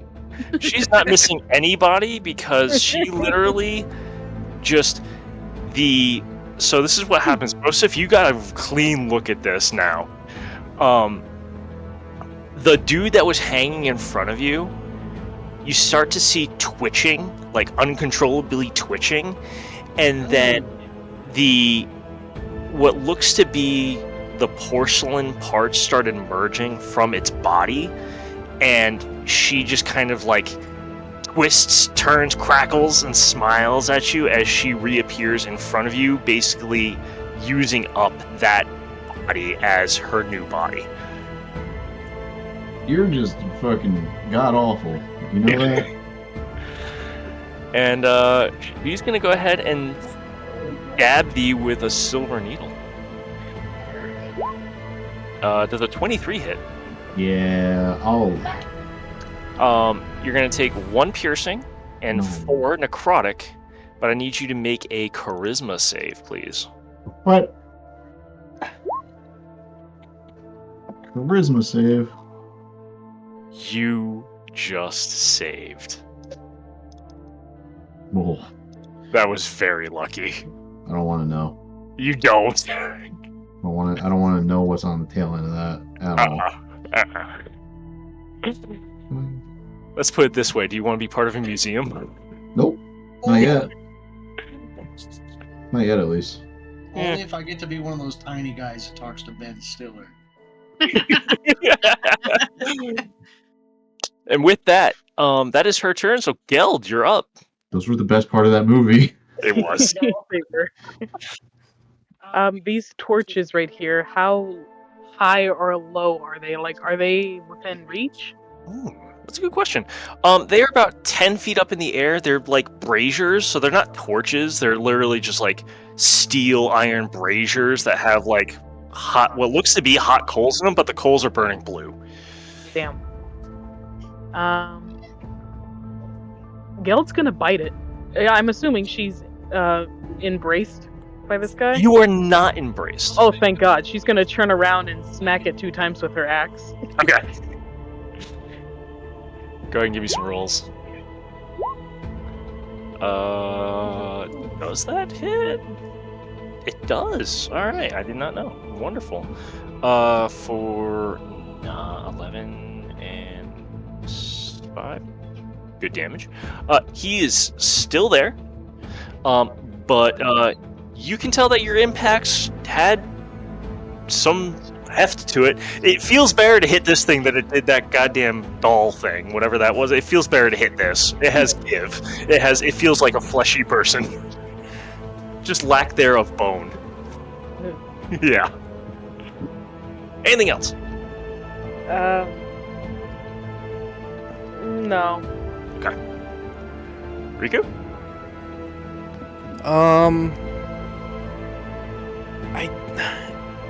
Would a magic missile even do anything to the wires? Not to the wires. Okay, then there goes that plan. Good question. I wasn't sure if like magic would pierce them or not.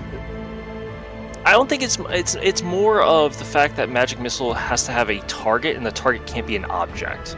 Oh, okay, gotcha. Can I? This isn't on Guild anymore, right? It I has think not we been on canceled Guild at that. all. Okay. Yeah. I'm going to Eldritch Blast it. Go for it. If I was on the right page of my book. I feel that. It's okay. Ooh. Alright, the 12 will hit for 5 damage. Well done. The 5 will not. So this thing is it's not looking good. It's pussy. It's bleeding all over the floor. It's not liking whatever life it has. And for my bonus action, I'm gonna summon my swarm of ravens. I don't know where you'd want that feather that fell earlier to have been. It would be right between Guild, Damien, and Baronica. Right there. Yeah, exactly. And then it's gonna move over there. Okay. I think the HP is off. I'll figure that out in a second. Not worried about it. So I'm going to attack with that. That's gonna hit for 9 piercing. So your swarm of ravens peck vigorously at this thing, and as it pecks, it's screaming. It's making gnarly noises. You hear puffs of pus and ooze and nastiness, and it stops moving, and it's just not pretty as your ravens kind of pick at it and start to try and eat the thing. You're not sure if that's a good thing or a bad thing, but they're trying. That would be my turn then. Wonderful. And I'm going to look at that HP thing really quick. No worries. Damien, you're up. All right. You're being hugged. Yes. It's been a while since he's had human touch. I don't know if this is human, but human-ish touch. And he's gonna use his phoenix feather actually. Damien's gonna reach in his pocket and go, oh man, I forgot I had this.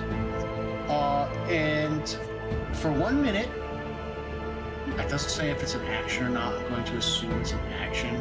I believe it is an action. Yeah, I would assume this is an action. I'm going to take a fire form. Okay. For 1 minute. Yep. All items I am wearing or carrying are immune to the flames. Yep. I add.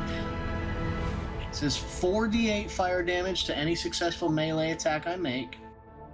In addition, any creature that touches you or hits you with a melee action while within 5 feet, which this guy's closer than that, takes 4d8 fire damage. And I can also ignite objects that aren't being worn or carried. All right. So since you're now on fire, go ahead and roll me the damage. Yeah. I'm cool like that. I'm just gonna roll 4d8. Yeah, go for it. 26. Ooh. You burn this thing off you like a Roman candle, my friend. It is absolutely. You turn on the fire, it screams, and it just melts off of you. It's gone. Yes! Alright, I'm gonna walk up to the doll. Is that fine? Can I walk up to the doll? Yeah, you can walk up. Yeah, you can walk up to the doll. Okay, and I'm gonna slap it with the butt of my polearm as a bonus action. Swipe away. Still a melee attack, which will also have 48. Absolutely. Go ahead and swipe. 23 to hit. Absolutely. So that is going to be 2 damage. 4 damage, right? Yeah. 4 damage. 4 plus 22, so 26. Nice. Okay. She don't like that too much. She's still there. Barely. She's on fire. She's burnt to a crisp. You see that her face is charred thanks to the smack that you just gave her. But the eyes are still red and yellow, piercing through you like she's staring at your soul. Oh. Does the char on her face make her look better? No. Not at all. I'm gonna turn around and grab him and say, I'm sorry guys, she's still ugly. Still ugly. I repeat, still ugly. I'm gonna slow turn back to her. And that'll be my turn. Joseph, you're up. All right. Well, you know what? Thankfully, I got a fix for that, and this ain't going to be a problem for you. Joseph is going to cast Burning Hands, while Yes. Arms is going to Flamethrower. This Okay. bitch. Roll it. Alright. Burning Hands. DC 14 on the Burning Hands. And a Hell DC yeah. 14 on the Flamethrower. I pretty much just rolled the same spell You really twice. did. Oof. Okay. She majorly fails both. Oh, Kyle, you may need to roll as well. That's a cone. But let me double check I'm that. pretty well. I'm made of fire, so I don't really know. No, he Ah, won't you're take it. okay. You're good. You're okay. You know what? Do you wanna? I also have resistance to fire anyway, so it's good. Alright, this guy in the back would also get a bit Okay. of it. The guy in the back, because you already burnt him once, burns. The strings finally burn away. The last bit of the strings that you missed last time finally burn away, and he slumps to the floor. She, on the other hand, you see her catch on fire. She starts writhing and screaming and flailing her arms, and then again just drops into a pile of dust and just starts to dissipate. Alright. Wait, did she turn? Yeah, she turned. She I turned. dap up Damien. I don't dap up. You dap yourself up? I dap up Bosif, and I say, "Queen never cry," right? Queen never cry. The queen don't cry, she fucks. That's And both right. of us gonna step over the rubble, but staying behind the pews. Kind of make his way closer towards the center of the room. Oh, I took my boneless out of the thing. Alright, so boneless are gonna go now, because I know that they were a 12.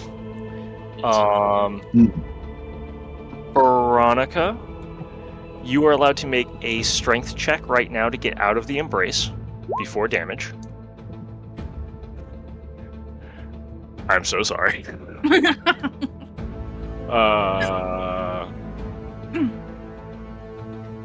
Taking 12 bludgeoning. Okay.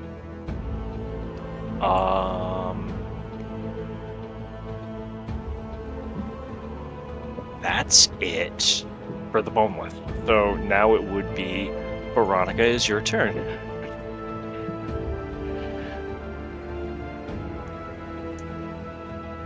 It is now trying exceedingly hard to smother you.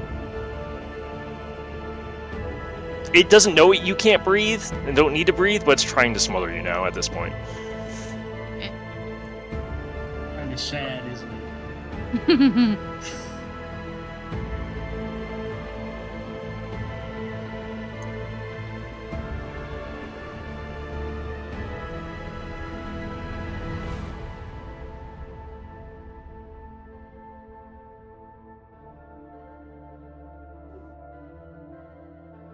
Have an idea, Okay.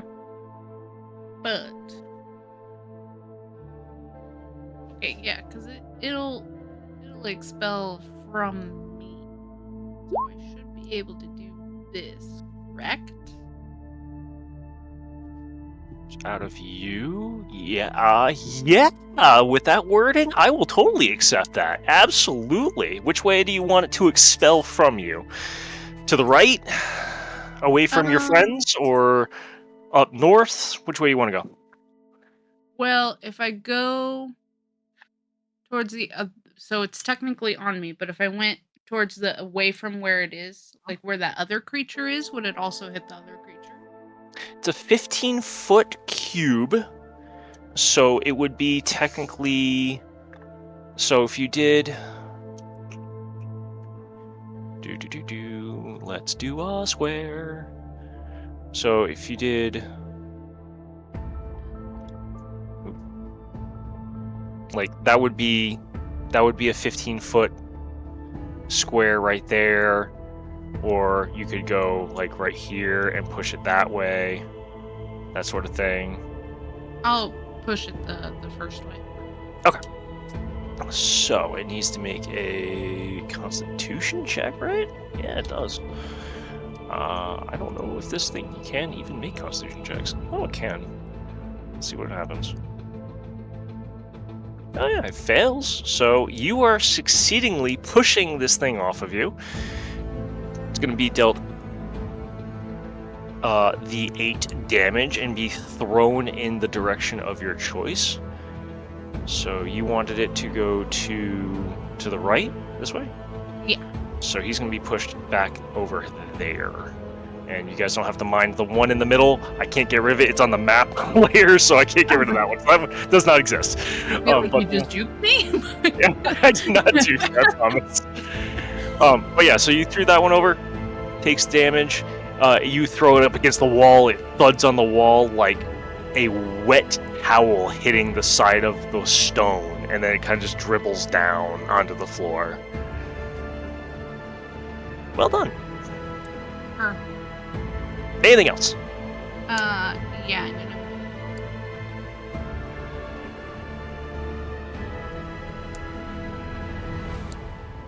no. Sounds good. All right. So, you guys see this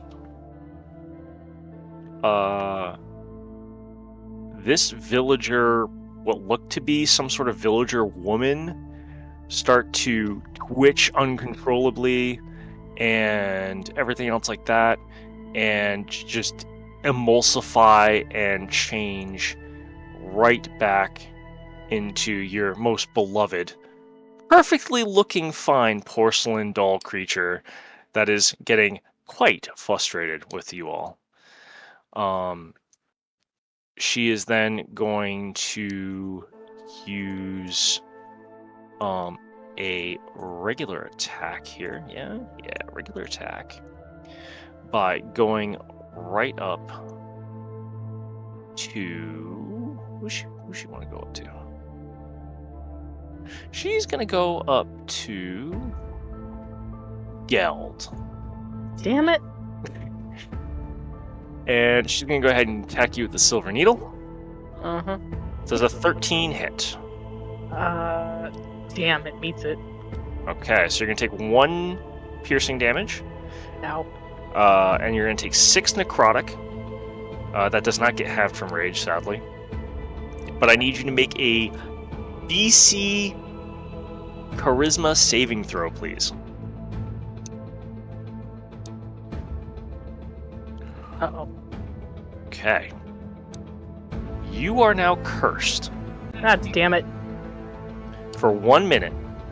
While cursed this way, your speed is reduced by 10 feet, and you must roll a die and subtract that number rolled for each ability check or attack roll you make. So, you are going to get a -3 penalty to all ability checks and attacks for the next minute. Yay. As this happens, everyone notices that a single string appears out of Geld's shoulder and starts to wiggle its way up to the sky. Does Geld also sees this? Oh yeah, you see it. She is freaking out. She's like, hey! Luckily enough, Geld, it is now your turn. Can Geld snip her own string? It's not attached to anything yet, so Okay. no. Damn. Can I still go into a frenzy? Absolutely, you can go into a frenzy. Going into a frenzy because she took that personally. She is going to do 2. Hold on, real quick. She is going to take out her King Crab Claymore and do 2 attacks to the doll. Roll it up. Where is it? Okay, the 26 is definitely hitting even with the -3. So well done on that. So that's going to do 8 damage. Let's see here. Is that a wait? Hold on. Is that a roll an 18, 19, or 20? That's a natural. That first one's a natural 19, so that goes off. First time this turn, the target of the attack is also assaulted with crab-like claws made of fire. That target must make a DC 15 saving throw or take 2d6 fire damage on the failed save, or half as much. Okay. And then they are grappled. Ooh. Okay. Okay, I love this. All right. We get to see this go off. That's awesome. Can you roll up 2d6, please? While I roll that. Okay. She does make the save. So she's not going to be grappled, and she's going to take half the damage from your fire, but that still gets added on to what you did, and that's huge. So that's awesome. So it's going to be 10 plus 5 damage. Wonderful. And then your second attack is going to miss because you have the -3 to the attack, sadly. Alrighty. You do get one more attack because you went into frenzy. So go ahead and roll that up. Yeah. It's going to be a miss. Damn. That is going to be it for Geld. Awesome. Rikku, you're up, my lad. My lad.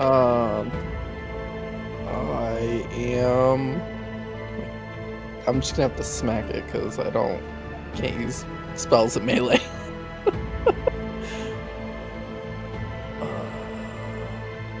Where is it? Here it is.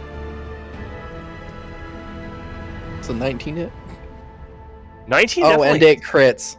She Oh, still has a thing yes, on her, doesn't she? Yeah, because the Hexblade. crits. Absolutely, that crits. Well done. All right, so that's gonna be 20 damage.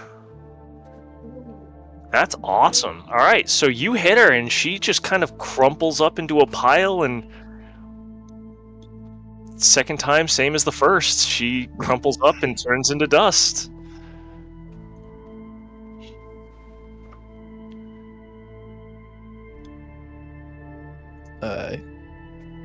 And then, can I have my crows or my ravens move over here and peck at the strings on this dude? Absolutely. Roll me an attack.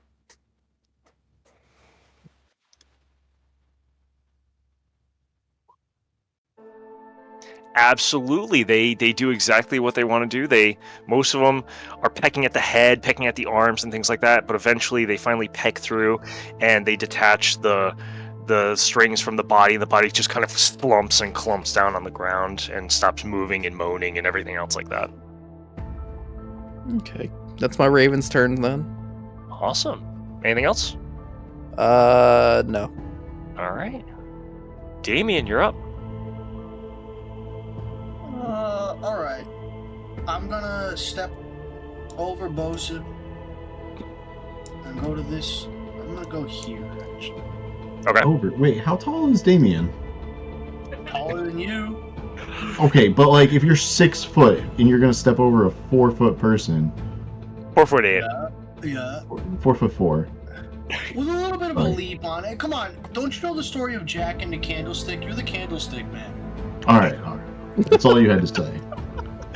Right? The immersion was lost for a second. I just needed to make sure I understood what was I'm happening. bringing it back. There's a little bit of a hop, but he goes, yoo as he jumps over you. Oh, alright, cool. Thank God I'm not drinking anything. I would have spat it out. Alright, I'm gonna glaive attack this one. All right, go for it. Give me an attack. Okay. Page here. Are we all on the wrong page? It's okay. Somehow you miss a hanging person. All right, we'll do it again. You hit the hanging person. Yes. This is again +8. You managed. 48. So the first attack, you go and try and hit them, and you just kind of somehow aiming up, you hit them in the ankles and did nothing. In the second swing, you're like, all right, come back around, and you finally hit, and you manage to swipe out the strings, and it also slumps down and hits the ground. Is it dead? It's not moving and not moaning. Okay. Then I'm gonna backwards attack this other dead woman with the back of my glaive. I'm not even gonna look while I do it because it's cooler that way. Okay. All right, you hit. Hell yeah. That is... It's 5. 5 damage. 4. Is 4. it 4? 4? Yes. Oh, I thought that was a 2. Okay. Yeah, Yep. 4. 4 plus 15 damage, so 19 total.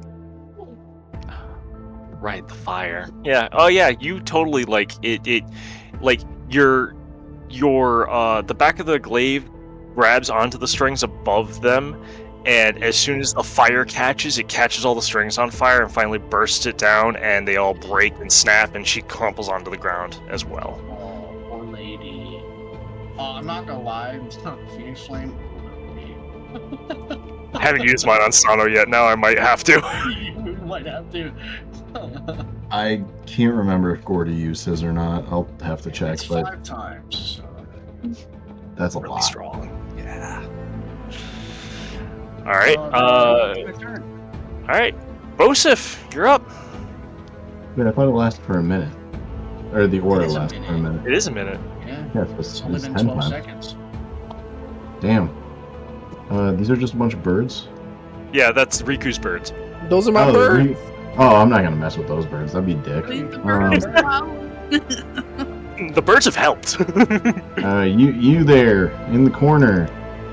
Bosif has a bonus action. Wait, hold on. It is a bonus action. As a bonus action, Okay. is going to cast Magic Stone Okay. as he reaches into his pocket and pulls out some like broken bits of record player, Okay. and we'll cast Magic Stone on it and load it into the trash chute. Yeah. Okay. Okay. And then is going to fire the trash chute at this guy. Damn. All right. Sounds And good. as Sounds he good. does so, he's going to say, I learned this watching one of them plays. Omaya Huemo Shinderu. God damn. So that's 11 Alright. plus 6, 17 bludgeoning and 1 piercing in a 5-foot radius on a DC 12 fail. Well, Phil. Okay. And then it's actually going to take the extra 1d6 plus your spellcaster level because of the magic stone. Yeah. Well, so the 6, I've added the... Oh, you did? Oh, okay. Six Okay. in, Oh, yeah. extra thick rock. Okay. Yep. That's what the extra thick rock is. I love it.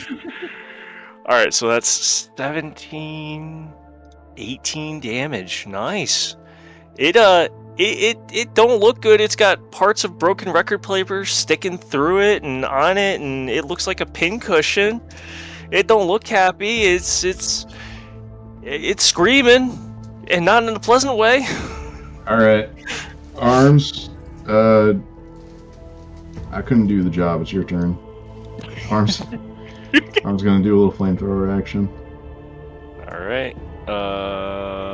Actually, without pass or fail, it does not matter. You managed to burn this thing and finish it off and send it back to whence it came. Oh, damn. Well, I'm a little let down. I was hoping to actually pick up them pieces again. I've been meaning to fix the mixtape in the guild hall for a while. The drunk bald kid fell on it the other day and broke it. No one's been able to listen to music since. Also, for those watching who do Tavern Chat and don't know, I would very much like to make a playlist that is a compilation vinyl album that just exists in the guild hall. Mark and I have kind of fucked around with it a little bit and just changed songs. I want to see how stupid of an album Tack can put together. So, if you want to jam out in Tavern Chat, go join the Discord and RP and do that shit. It's a lot of fun. All right. Anything else for Bosif? I'm pretty sure that's action, bonus action, any movement. That'll do it. All right, man. Baronica, you have been freed from the nightmares of fleshy goodness. What would you like to do? Have you never repeat that sentence again? Fucking Christ. Someone clip that.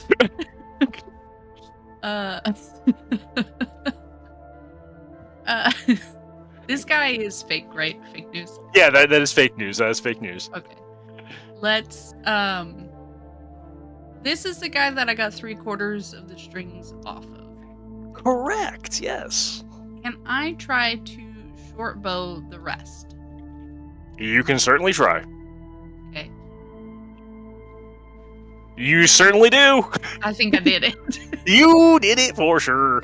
Like Robin Hood of men of old, you just pulled back that bow, hit Quang right through one string, it bounces off the wall, hits the other string on the way back, looks spectacular, and any archer would be jealous of the nice shot that you just made.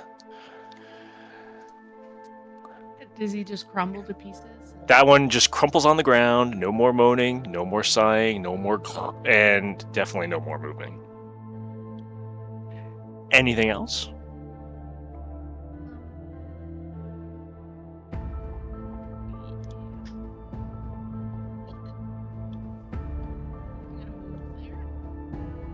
Okay. That's it. Cool. All right, guys. Goody gumdrops. So we're gonna do this. We're gonna stop the magic real quick, like this. As you guys have already known, she emerges from the last marionette puppet man meat thing that she's been hanging up in this courtyard of a cathedral, and she is definitely no longer smiling. Does anyone know Abyssal by chance as a language? No, I know. Celestial and Primordial. Okay. Joseph? I know a couple of dirty words in Undercommon, but that's about it. Oh, nice. Rikku, do you know Abyssal in any form? No, I do not. Okay. So, you hear slithering, nasty noises coming from her mouth, per se. Hard clicking and things like that, and nothing that you can really, none of you can make out. But as she speaks, she raises her arms, and the needle is no longer in her hand. You see the violin, and she starts to strum it and play it. I need everybody to give me a wisdom saving throw. Oh, 9 plus 10. Whoa! That's not 9 plus 10. Yeah, mine is, yeah. Mine's not. All right. Oh. Luckily enough, everyone makes it except Bosif. Yep. Bosif. Everyone else, you hear that soft melody. It was soothing and calming beforehand. Now, to all of you, it sounds like nails on a chalkboard. It is it sounds like she is trying to scrape the hard end of the bowstring on the strings, and if she tried any harder, it would snap the strings hard. It's unnerving, it's gross, it honestly just irritates you greatly. For Bosif, you hear it as a beautiful melody. It is the most beautiful thing that you've ever heard. It's jazz, baby. It's Charles Mingus. Your birds do not need to make it, so you're good. Okay. The music is so nice that you don't really catch yourself doing it, but you start to sway back and forth, all calm and soothed by these melodies, as if a beast being soothed by music. You feel no contempt, no hate, nothing. You just feel pleasant. Joseph starts reaching out for butterflies, the tonic says. And with that, Geld, it is your turn. I'm still thinking of Joseph going for butterflies. Hold on. Immediately made me think of Young Frankenstein when I realized what's going on. Geld is going to go ahead and just skedaddle on over here. Is it possible for her just to backhand him to snap him out of it? You can certainly try. She is gonna backhand him. Give me an attack roll. What kind? Just regular melee. Just regular melee attack. Yeah. Just roll like whatever weapon that you normally have. Just go ahead and roll it, and I can do the calculations out. So it's gonna be -7. So a 9 is for you it's -7, -3, so -10. So Damn. A 6 is not. Well, you're cursed. So a 6 is not going to hit. You try and hit him, but he's like moving in such a erratic way that you just kind of miss as you try and slap him. Geld's gonna take note of that. Next time she'll punt him. That's it for Geld. Rikku, you're up. Alright, I am going to run up and I am going to cast Hex on her. Okay. From right here. Cool.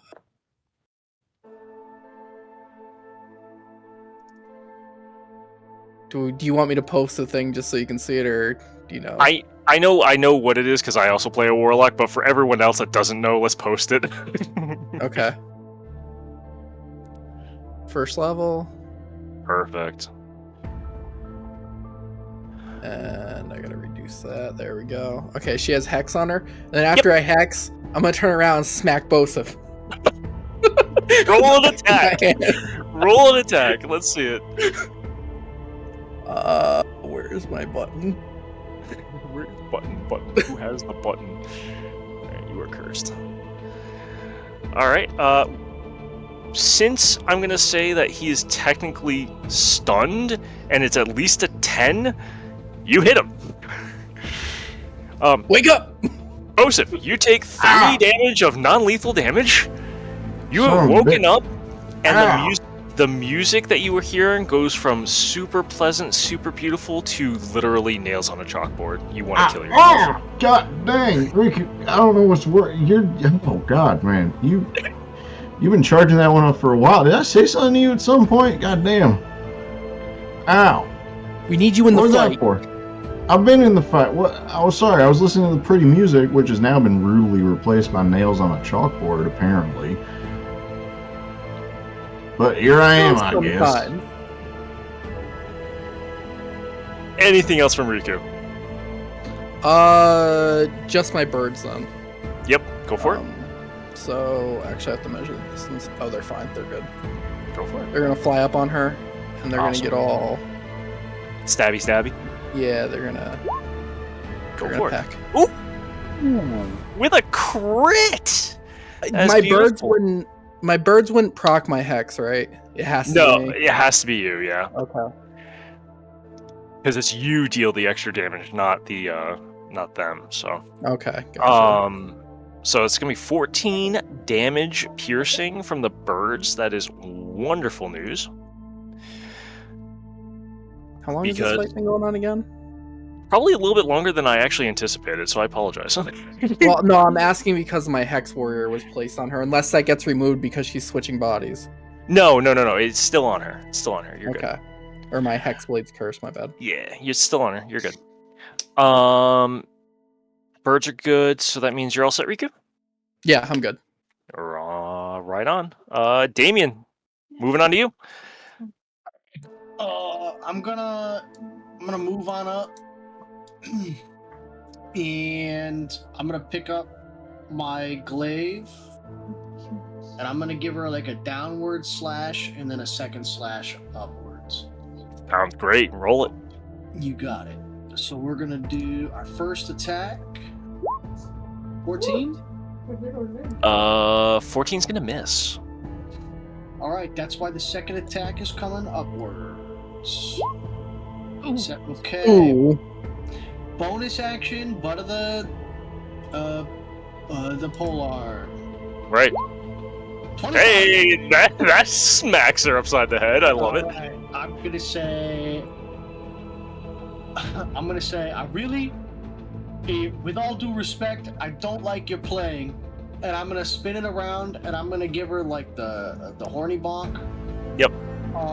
So here comes the damage to that, except I'm also gonna dump a second level Divine Smite into it as well. So, hold on one second. Nope. Is she an undead or a fiend? She is neither. Oh, interesting. Okay. Alright, so it's gonna be whatever this is. So it's gonna be D4. So 6 damage plus it's gonna be 3d8 plus the 4d8 from the other thing. So 78 damage. Roll it. I want to see it. Oh. What? No way! Oh my god, that's double snake eyes in that one roll. Unbelievable.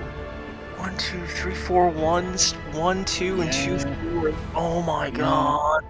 Well, good news is you envelop her in your holy light and fire all at the same time, and she just goes off in smoke like in DBZ.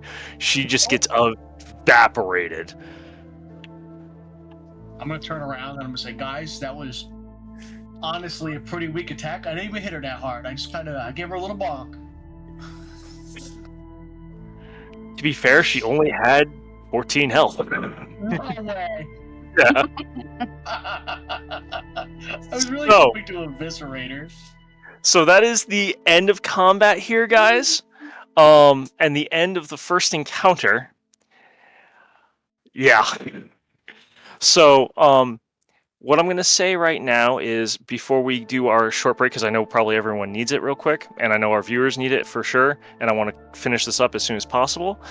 You guys are hearing, now that everything has died quiet and the music is down and the chaos is down, you hear some really nasty noises coming from what sounds to be downstairs.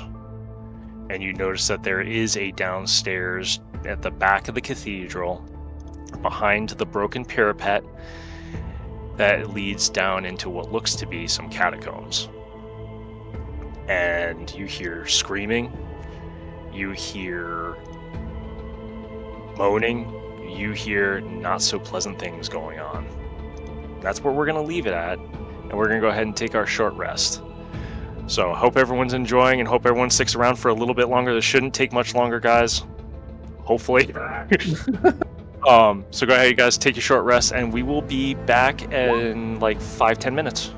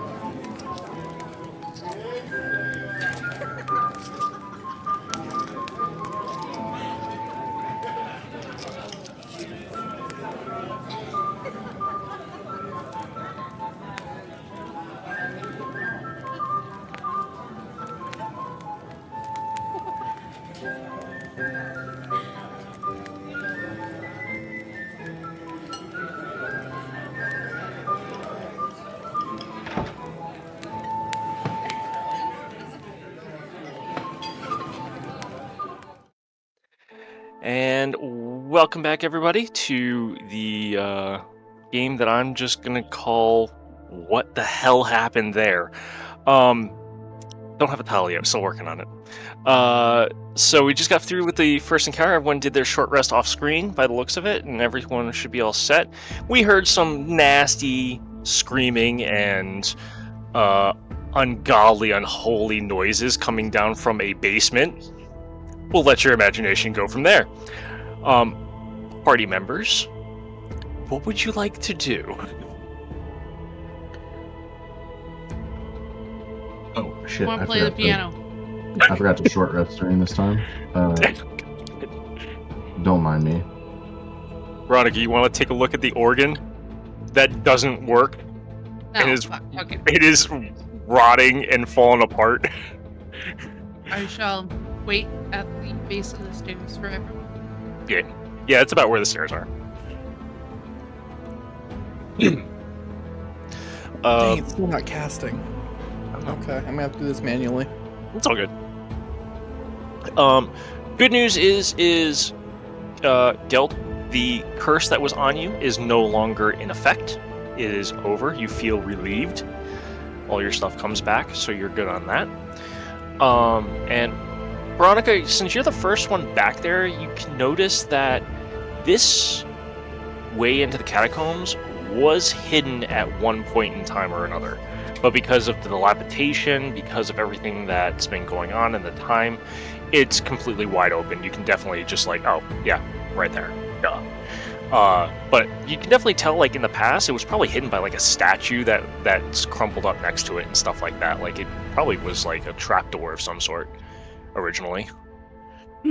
Leading down a spiral staircase.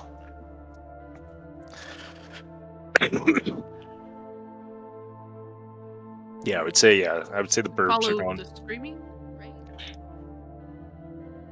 If we want to get paid. Anybody coming with me? I mean, for all we know, they could be screaming in joy from the real party going on downstairs. Let's go, and she just books it down the I stairs. refuse to believe that. There's murder down there. No, Not real murder party. of fun. A murder of fun. I'm gonna go ahead and You're bring thinking of us crows. 2 crows. to the next map then. Okay. Does everyone still have sight, or do I have to fix anybody? Fix, please. Fixings. I know you Fixings. can't emotionally, but you know. I mean, I can definitely try my hardest. Gosh darn it. I mean, we can talk about it, right? I mean, you know, it's always good to talk about your feelings and how you're doing and everything else. Like, you don't want to bottle that stuff up, man. I know from experience. Yeah. Also, shout out to some humans who earlier this week just decided to send a happy little message my way. Made me feel real good. So if you're hearing this, I appreciate you. And if you're hearing this and don't know what the fuck I'm talking about, go say something nice to a friend. It makes people feel good. It's worth it. It does. Okay, and then last but not least, give you vision, and because you do not have any dark vision, I'm going to give you that so that you can at least see that. Okay. All right, everyone can see map now, or at least something. Yeah. Wonderful. Cool. So as you guys come down to the catacombs, before you even get into the room that you're in, you come down. And it's not pleasant. Where the catacombs were for tombs, they've now looked like they've been turned into cages. There are people hanging from their ankles and wrists, half alive, gone mad, covered in cuts, bruises.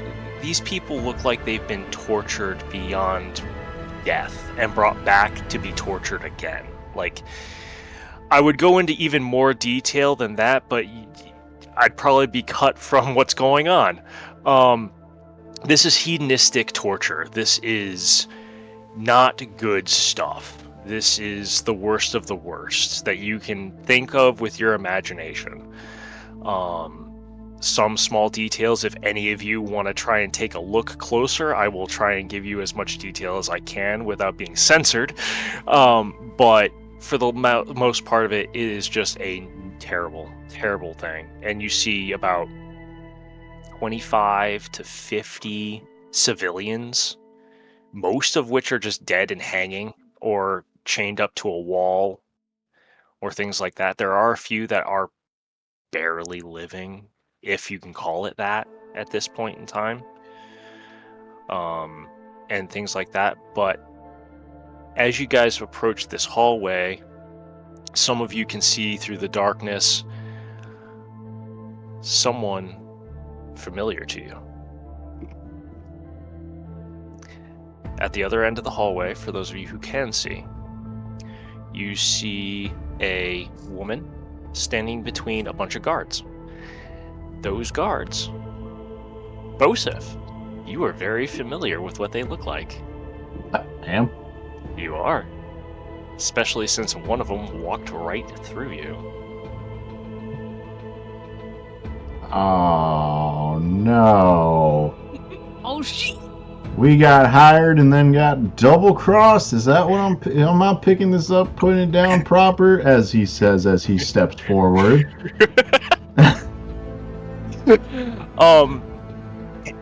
As you step forward, you notice that this tall, lengthy man,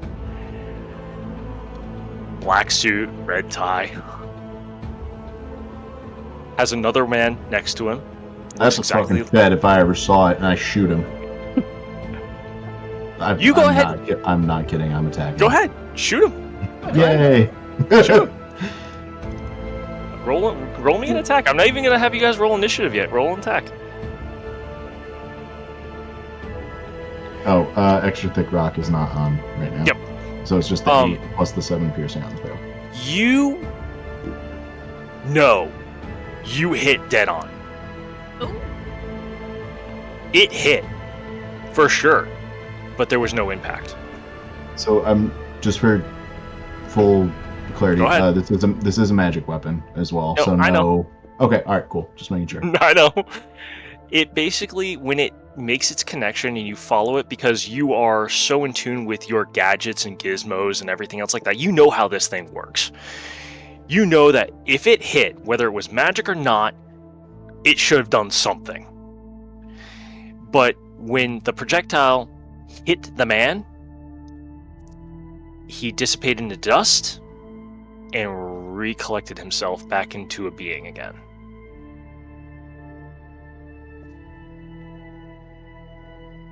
I fucking hate the feds, man. God damn it.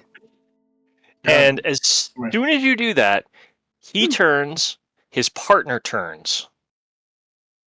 2 others of the same look step out. And then, I don't know why Mary isn't there, but I apologize. Where is my... No, NPCs. There she is. Mary. There she is. Mary steps back and turns around. And she just kind of, again, starts smiling at you and giving you that pleasant smile. My dear Mr. Ant, why would you shoot my friend? We're just here to help the community. But weren't you the one that came in and said, hey, buddy, we need you to go investigate all these missing folk? And now you're here, and there's corpses hanging from everywhere. This is a bad look, Mary, okay? Well, what do you mean, This is the look. This is the world that you and your friends from the city so much desire. Well, you hired us to do a thing. You're paying us in goods I turned to Baronica. Baronica, is that not correct? Didn't she hire us? 4 barrels of wine and a hefty coin purse. 4 barrels of wine and a hefty coin purse. And now you're coming at us with all this bullshit. I don't think we're getting our wine, man. Ah, fuck. This was all for naught? Is that what you're telling us? No. The client's reneging on the deal? No. You're still getting what you want because as soon as you die, you'll go to paradise. You'll see our Lord. That's the part that I'm not ready for. And I turn to the rest of the party. I don't know about you all. You want to die, go to paradise? You want to die, go to paradise? You want to go back to the city, go back to the tavern, drink I mean, paradise sounds nice, but I like to be alive when I drink. Right, exactly, and I do too. Like, I don't like how I feel the next day, but we're not doing the dying thing. That's just not happening. She pouts a little bit at all of you and goes, oh, well, I mean, we did want some of the heroes of Tealeaf here to sacrifice their life essence to help us out, but Help you with what? What are you accomplishing here? I do not claim to know everything the fleshy people like, but I don't think this is it. She smiles so hard at you and goes, well, the best thing to serve is seeing hope disappearing from those eyes. And as she smiles and says that, her head does a 180 and just twists on her body. And then her arms twist. Then her legs twist in each individual direction. And then her body starts amalgamorphing, and the 4 men that all look like Slendermen, by the way, all kind of join in on her, and they all kind of gain together. And what you're going to see, oh, she was there, I just didn't even see it, is all of a sudden this goes up. What? That's a fucking magic commander. What is this shit? So what you guys are looking at is something that, for those of you who have any kind of magical background know that this thing should not exist on our plane of existence. Oh, nice. This is something that should never exist. As soon as you guys look at it and take an okay look at this thing, it fills you with fear. You're not under a fear effect, but this thing just brings terror around it. It breeds madness. It breeds insanity. And it gives out a long crying call. And when it does, you see these 4 men from the side. They look like city guards from the city of Kidoria. Just kind of step out from around the sides and kind of block your way into the main chamber.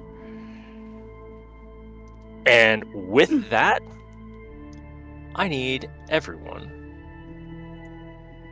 to first clear this. How do I clear this? Remove. Clear. Yes, clear. I need everyone to give me an initiative, please. Oh my god, my initiatives are so good tonight. Same.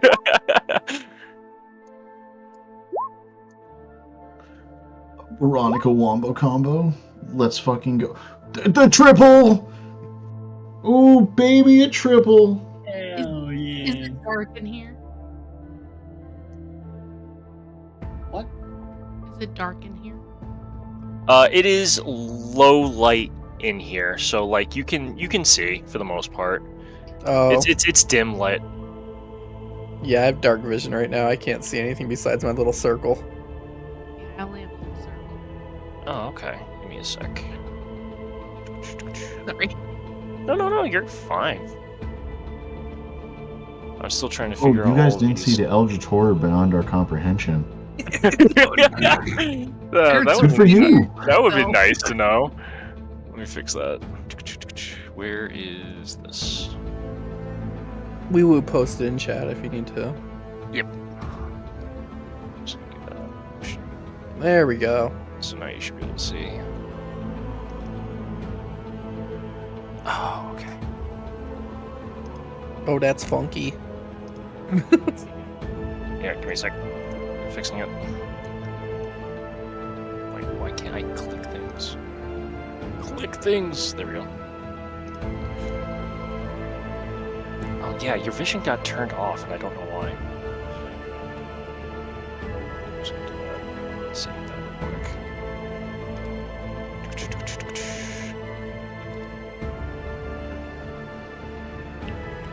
Alright, can everyone see now? Oh my god, yeah. Yeah. Okay. You still don't see? No, I can see it. It's just Oh, no, I Guild's don't want vision take, keeps on take the getting vision turned back. off. I don't want it. And there we go. Now you should be able to see. Jesus. What are you talking? Yeah.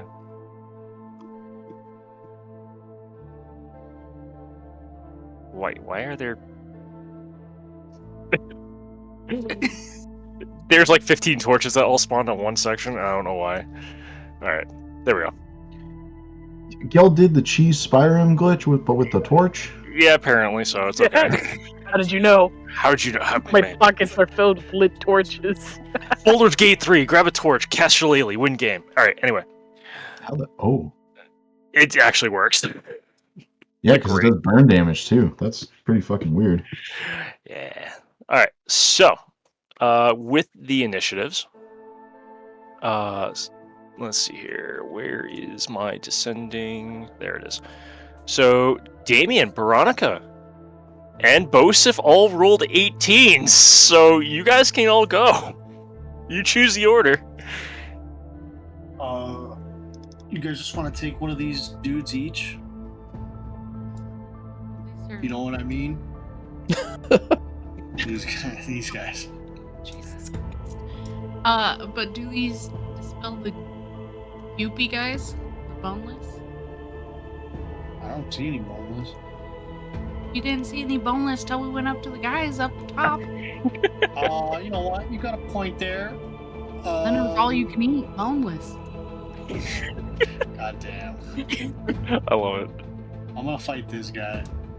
You fight that guy. I'm gonna fight that guy. I fight that guy. You fight that guy. I'm gonna cut him. 18. All right. So, you're actually at a disadvantage right now. So, we have to take the 9. So you miss. I'm gonna cut him again. The 23 hits. Mark, out of curiosity, what was giving him disadvantage? You don't know. It's just you have a feeling of dread coming about you and just kind of shaking your inner core right now. Oh. It's shaking your resolve. Oh, I mean, like, I can leave. I can walk right back out that door. 10 damage, you're still good, and he's still standing. Okay, well, I'm gonna hit him with the backside. Go for it. The 18 will hit. He's gonna take another 6. And that is going to kill him. Or, yes. He is knocked out, but then he gets risen. Oh, He's got. I can't make a good enough joke with that. Never mind. It's okay. I'm sorry. As this thing. I saw So- the golem for a second. His flesh wears away as you finally knock him out, and out of his body, this little aberration thing puffs out of it, and it's smiling and crackling and everything else like that, and it's just like a little gremlin at you. oh. Oh.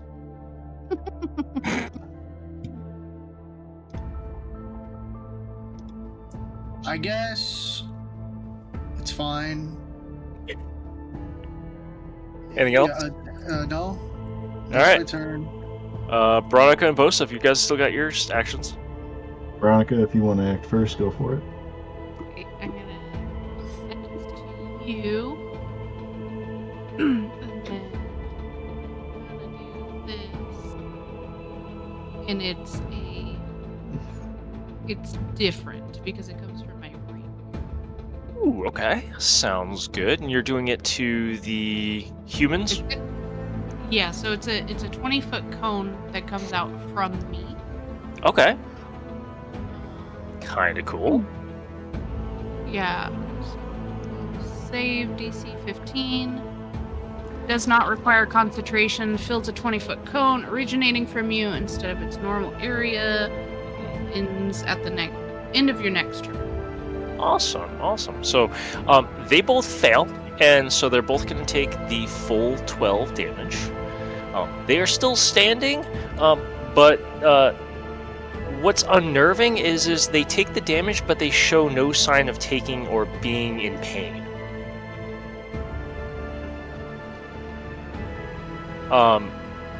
Damien, you notice that he also did not seem to be in pain. In fact, he was actually pleased that you cleaved him in twine. Oh, come on, man. What? Why did he have to like it? What kind of church is this? Not a good one. Yeah. Well, it just depends on who you ask. All right. Anything else? That's all. All right. Veronica, that's it for you? Yeah. Okay, so Bosif, you're the only one that's still got actions. All right. Well, and kind of seeing the thing that's kind of spawned in front of Damien.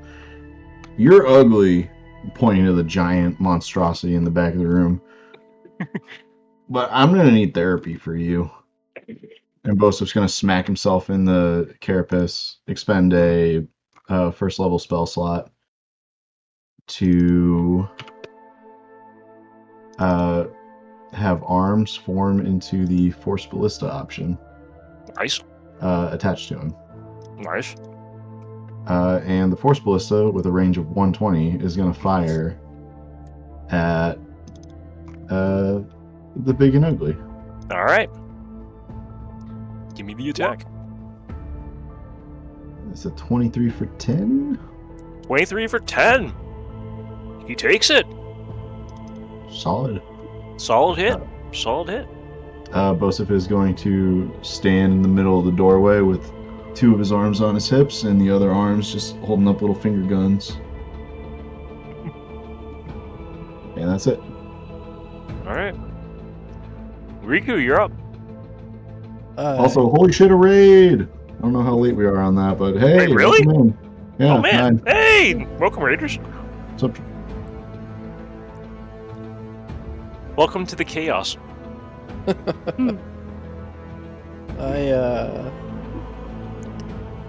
I'm going to cast Hex on this one, Okay.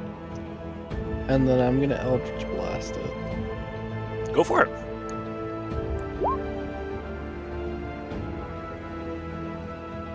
Does a 14 or 8 hit? Or unless 14. I'm at disadvantage. You are at disadvantage, but Okay. the first attack will still hit. Nice, so 5, and then where's my Hex button? Here it is. 5 more. 5 more. Cool. That one dude blows up thanks to your Eldritch Blast, and in doing so, a little gremlin-like thing decides to pop out of his what's still beating corpse and jumps out and stands right there. The Hex wouldn't still be on him, right? Because it was on the other guy? Correct. Okay, just wanted to make sure. Yep. Alright, that's my turn then. All right, Guild, you're up. Let's see. Guild is going to use her Spitfire to shoot this guy over here.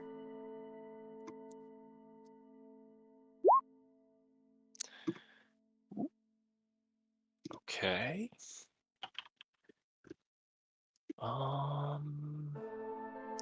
Yeah. She will be using one of her bolts. Okay. Let's see here. I need to see if that disadvantage 20. Nope. Okay. I don't know why that was measuring that way. I apologize. Snap to center line. There we go. All right, you get the crit. You are out of range of the unnerving aura. So that's going to be a huge amount of damage. So if you're using one of the bolts, let's just read that here real quick. When you take the attack action, long exploding orb of fire. It's maw. The orb flies out to one point of your choice. Solid surface 60 feet in front of you. The orb explodes on impact, creating a 10-foot radius flame where it lands. Each creature in the air must make a DC 15 save or take 46 extra fire damage. Okay. All right. So you're going to be doing. Why is it? How can you roll 0? An attack roll. Oh, that's fine. It's fine. Alright. Well, it does crit, so I mean, it's still 4 damage, and then rage for 2, so another 4, so it'll be 8 damage. 60-foot range from where you are.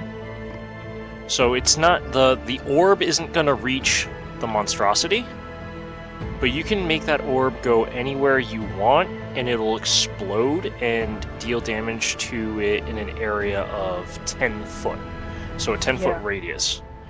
Yeah, I shot at this guy. Oh, you shot at... Oh, you're shooting... Oh, I thought you were shooting that. My apologies. No. My apologies. Alright, so 8 damage to him, and then you're shooting the orb at him too? Yes. Okay, so that's gonna... He's technically restrained, so he's gonna take the full damage. So can you roll me 4d6 dice? So we can see the damage for that? And then I will roll to see what else that hits. Wink, wink. 18. Nice. All right, so it looks like the other gentleman, the Gru star spawn there and the Gru star spawn there all have to make saves. So we're going to do that real quick. So we got 1 save, 2 save, and 3 save. 1 succeeds, the others fail. So, let's see here. Yep, that is enough. So that is fantastic because you literally murdered the hell out of 2 of them right off the bat. You just blew them up. You blew up that orb, caught them all on fire, and they just sizzle out of existence. The other one that you shot with the bolt and this one also go kablooey, but in their place, 2 more Gru have now shown up to replace them. I'll be right there and there. Okay. Anything else? No, that'll be it for Guild. Alright, so... Oh, I didn't roll 2 unspeakables. That's weird. Anyway. The Gru will go first, in this case. And they are going to... Let's see here.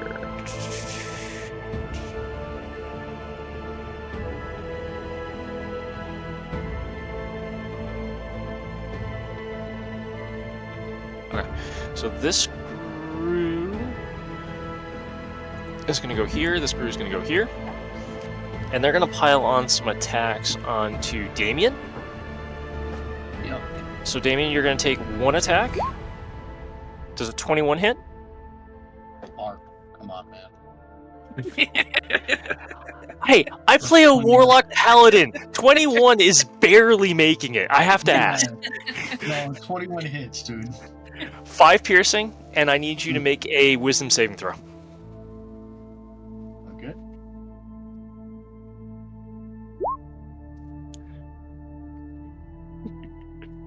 They're good enough, right? It's good enough? It actually is good enough. You meet it. You're good. Hell yeah. Take the second attack, and that's going to miss. Alright. After that, it is on to the unspeakable horror. Is what this creature is namely called. For good reasons. And it is going to go ahead and crash through these...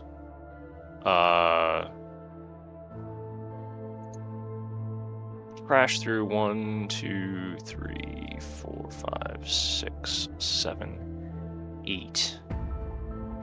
He's going to trash through all of those tombs and everything else like that. And he is going to take a look to see if he can do something not so nice.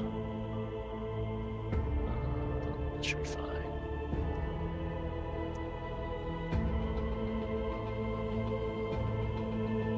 Yeah, that'll work. He doesn't care. Or she doesn't care. Alright, so she's going to use what's called a Hex Blast. It's a 30-foot cone in front of her. She's going to hit everyone except for Geld and Rikku because they're in the way back. And that means I need Damien, Bosif, and Baronica to give me a Constitution saving throw, please. Yep.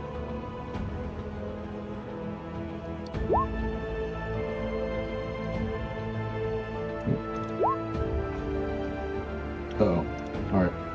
It was good playing with y'all. Remember me? Remember the sacrifice I made here? Okay. Don't. What's... Oh, no. That's fine. So, I have to roll 5d12.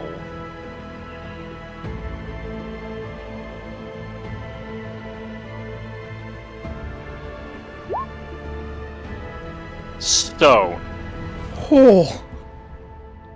ow. She only does this once, save for half. The DC was 15. No one made it. In fairness, Yes. I'm also going to make a saving throw for arms because he is attached to me, but still has saves. Yep, absolutely, go for it. Okay, just checking. Each of you are going to take 53 damage. I'm going to go ahead and rotate my character sideways as I set my health to 0. Dude, I'm sick. I'm alive. I'm down. The Grues But also... go ahead. I'm not down. I have my boots on, so. Yeah! I love those boots. The Grues are also gone. They get obliterated. Because she don't give fucks. That's all the Unspeakable Horror can do this turn. This turn. Damien, it's your turn. Oh, hell yeah. How about if Wait. Bosif... Oh, sorry, go on. Yeah, what do you mean, wait? I was going to roll a death save while you were talking, but... You don't have to. He's a paladin. How about if Bosif gets 20 health back? Yeah! Lay on hands. Sorry, yeah, lay on hands. Kind of figured as much. Smack your ant up! And then I'm going to consume a potion of healing. Go for it. This is 2,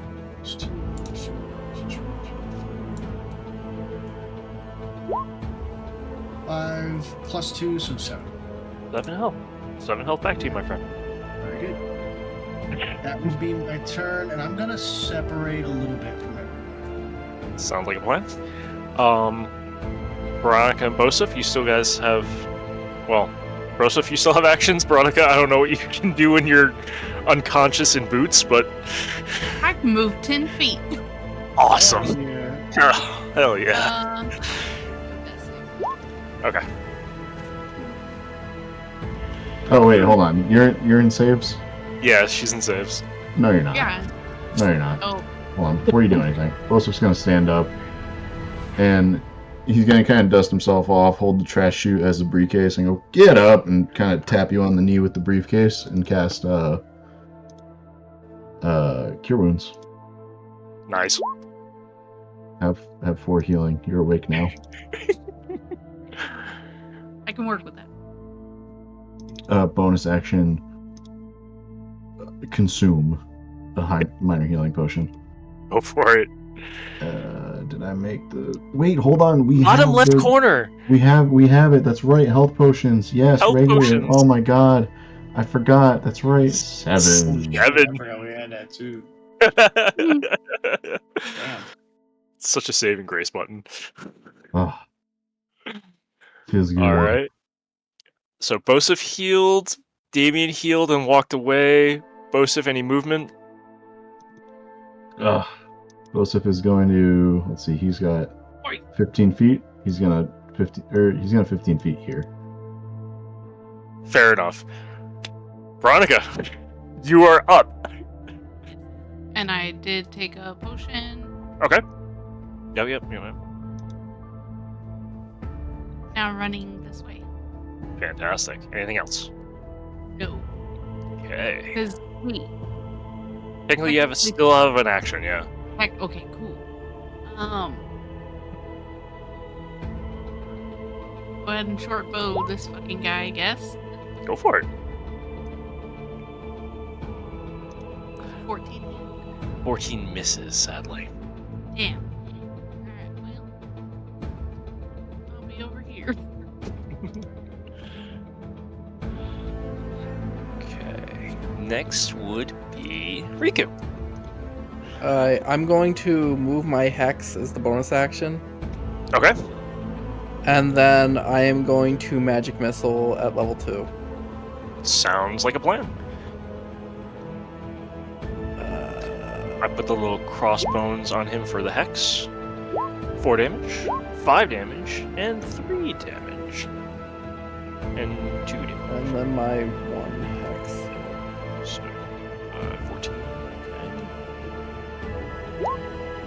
3 on top of that. Sweet. Solid damage, solid damage. Your magic missiles hit him and he's just like... That's my turn. Wonderful. Gelt, you are up.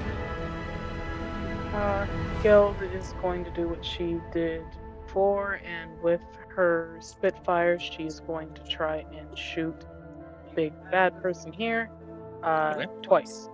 Sweet. Go for it. For that one, she will use her orb, her second orb. Her second orb? Okay, so I gotta make a dexterity saving throw. Real quick. Sorry, I forgot my warlock spells aren't at level 2 yet. I'm dumb. Take the last 2 off. You got it. Thank you. Yep. Appreciate. He's gonna fail the dexterity saving throw. So go ahead and give me 4d6 fire damage. It's gonna be 2, 4. Nice. We take those. That's 17 damage.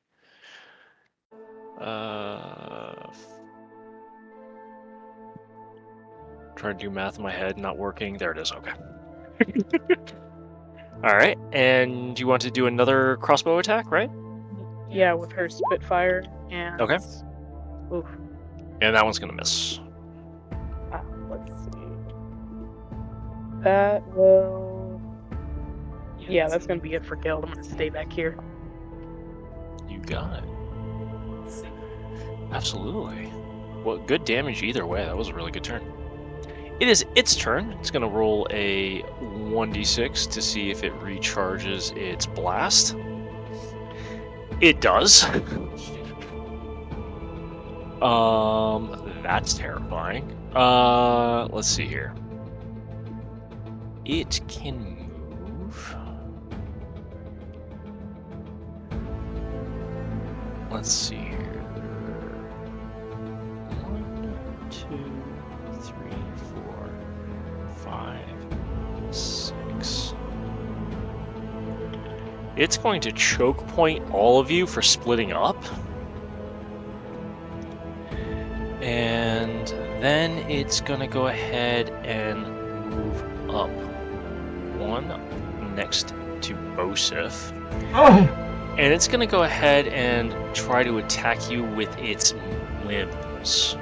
Since it moved, it can't do a multi-attack, so that's a good thing. Now hold on. Bosif plays dead. Can I roll a deception check? Go ahead. Pause.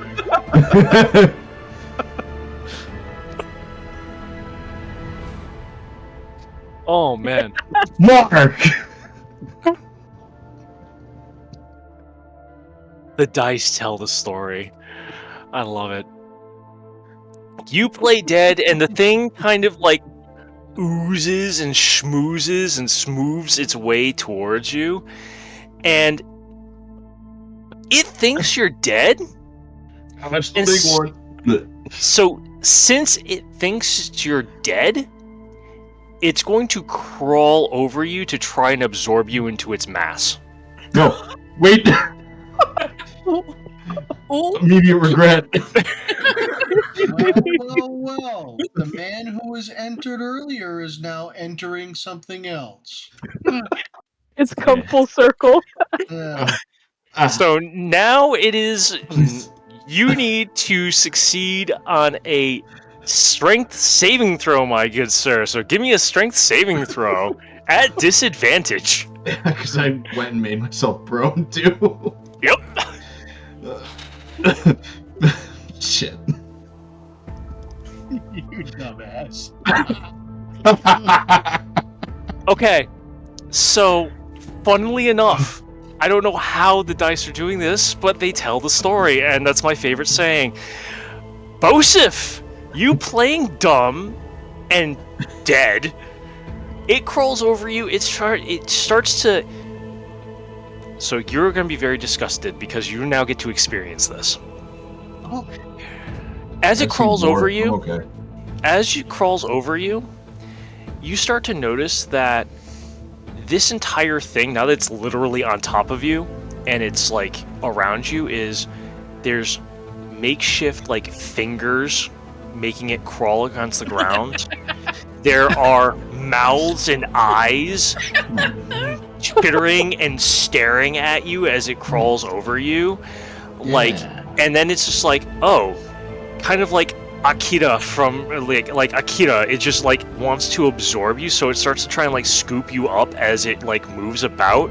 But then you realize of the stupidity that you have decided that you're like, nope, and with a burst of hope, fear, and the strength of 1,000 ants, you manage to keep this thing off of you, and you keep yourself from being grappled by this thing. Congratulations, you made the save.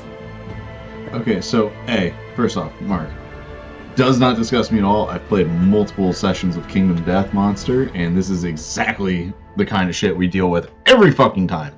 Nice. Second, still disgusting, though. This thing is covered in mouths, faces, fingers, eyes, feet, all protruding from it.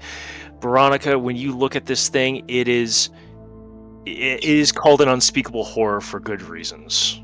Like, even for you, just being a robot, this thing makes no logical sense whatsoever. Like, it's breaking your mainframe like mind. Like, what is going on?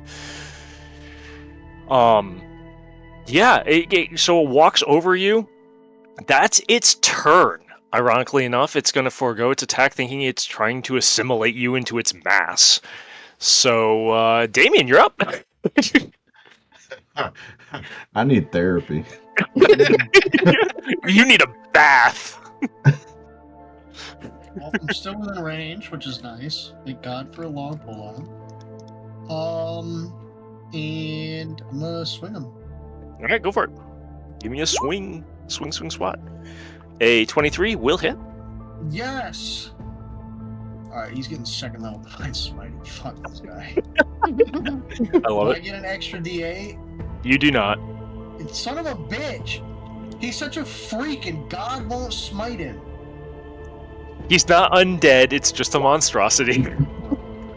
Here's another 3d8 damage. Give it. So Nice. that is 9 26. plus 17, 26. 26. So my first attack. My second attack is coming through now. It hits, he's huge. 14 does not hit. Of course not. Alright, anyway, here comes the back attack. Shit. Yes. Alright, so that first one hit, and I say, I point to Bosif and I say, he's not really dead, go for him. Would you fucking mind yourself? Who the hell gave you a job with us? I'm newly freed from my office life, okay? You've had it good for too long. I had it good for two. I've been out here in the dirt doing this shit every other week. Listen, brother, it is what it is. All right. Remind me a lot of another ant friend of mine. Veronica, Bosif, what you doing? If I move, does it have attack of opportunity? If you move out of its range. Yeah.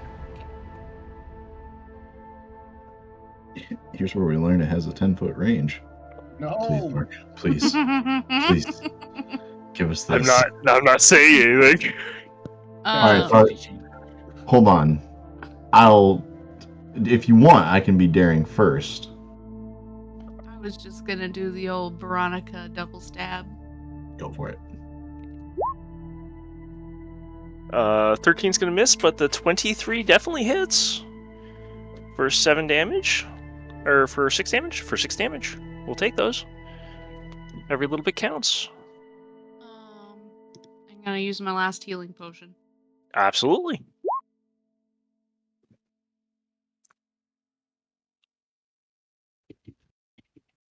Okay, I'm done. Joseph? Alrighty, Bosif is going to go ahead and take a measly 5-foot step back. Okay. Mark, I'm not trying to pull a fast one on you here. No, go for it. I hit level 5. Yep. I now have the feat Arcane Firearm. Nice. I love it. The Trash Chute is my Arcane Firearm. Sweet. I didn't do this before, but if I cast Magic Stone, Yep. load Magic Stone, Yep. fire Magic Stone, Yep. would I do the additional 1d8? I would allow it. I Okay. personally would allow it. I don't know if Luke would allow it, but I will allow it. Well, I'm not worried about that. To me, it makes sense. Alright. Well, Want to? I'm gonna go ahead and bonus action Magic Stone, load it in the Trash Chute, and fire it dead center of this guy. Go for it. So let's see, that's extra thick rock. Alright, that added in the extra d8. It did.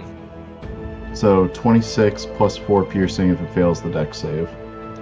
Which I can almost guarantee you it Passes. didn't. Oh, it passed. Yeah, so that's just a favorite fuck. It takes no piercing damage. Alright, so 26. That puts Bosif. How do you want to do this? What? Okay, Give him a kiss. How do you want to do this? Bosif is just he's gonna be kind of like, originally having been laid on the ground, he's gonna stand up very slowly, look at Damien and go, that thing had fingers where fingers don't belong, and I don't want to talk about it anymore. I want to hear about it more. He's gonna step back to Damien and go, yeah, as he loads the pebbles. You can hear about it when we go get a drink at the bar. And he's gonna launch a shot off right into the maw of it. Not like going down the throat, but definitely like hits the face pretty heavy. Or well, I guess it's from the back, so it would hit like the back of the head. Pretty heavy. And assuming its brain matter is pink, pink mist. Pink mist everywhere. He's pissed. He's pissed. So, Right. You ping also, real quick, viewer's choice is live. I don't know how long it's been live for, but it is. And if you would like to vote, please vote. Players, please don't vote for yourselves. That's a dick move in bird culture in general. and in general. Viewers' choice is live, so please put in those votes. It means a lot. Trust me, from someone who comes and gets a lot of viewers' choices sometimes. Please, it does matter. You ping miss this thing, and as soon as you do, the little girl, Mary Dupont,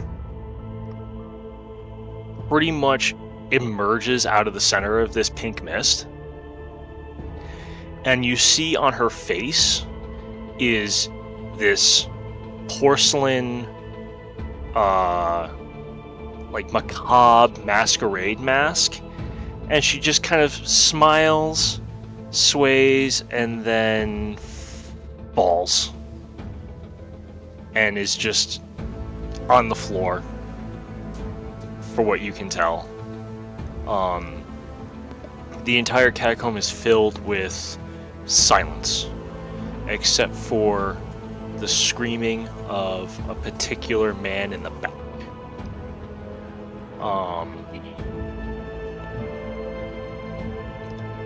As you guys kind of pick yourselves up, try and calm down the situation, things like that,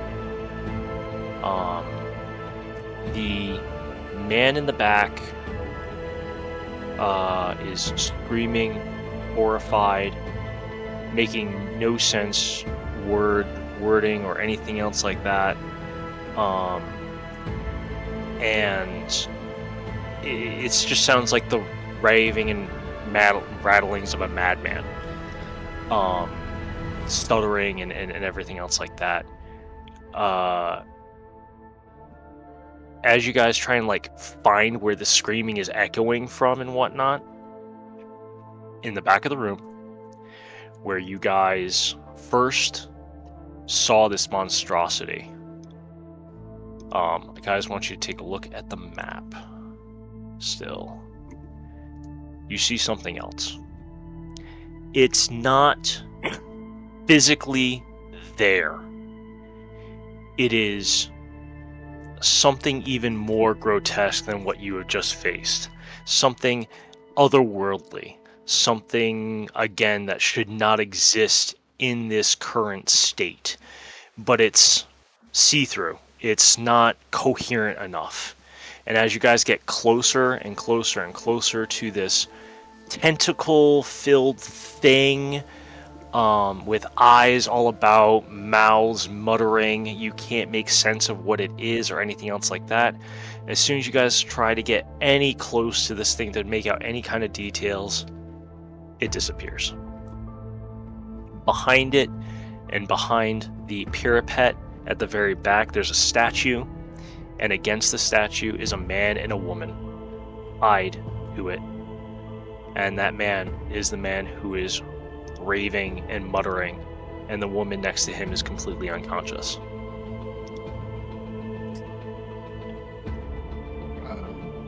I'm not gonna lie, my people skills aren't the best. Would anyone care to go calm that fella down? Do we know who this man is? Yeah. Give me a. Keep in mind my background is bounty hunting.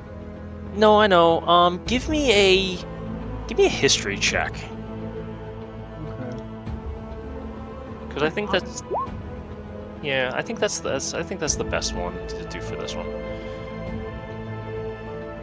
Okay. 15? 15 gets you... You recognize this man as someone who is or has worked in Kadoria before. By the clothes that he's wearing, even though they're dirtied and tattered, you can tell this man is a man of or was of importance. He looks like he was some sort of politician or bureaucrat. You know, for all you know, he could be part of the caravan system, could be a trader. Not really sure, but you can definitely tell that something about him is important. Or that he's wearing something, or he is of importance. And the woman, let's just use the same role, I guess. Yeah, the woman, again, very high personnel. Yeah, definitely Okay. high personnel for sure. Okay. Quick question. Yeah, go ahead. Quick question. Yeah. Rikku is an artisan kind of thing, blacksmith. Would she know anything about this? Roll me an investigation check at advantage. Oh yeah, you've worked with this guy before. He is literally he's literally one of the head of the guild, of one of the trading caravan guilds.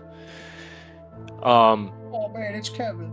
And once you realize that, you're like, wait a second, this is Mr. Dupont. This is him. I knew it.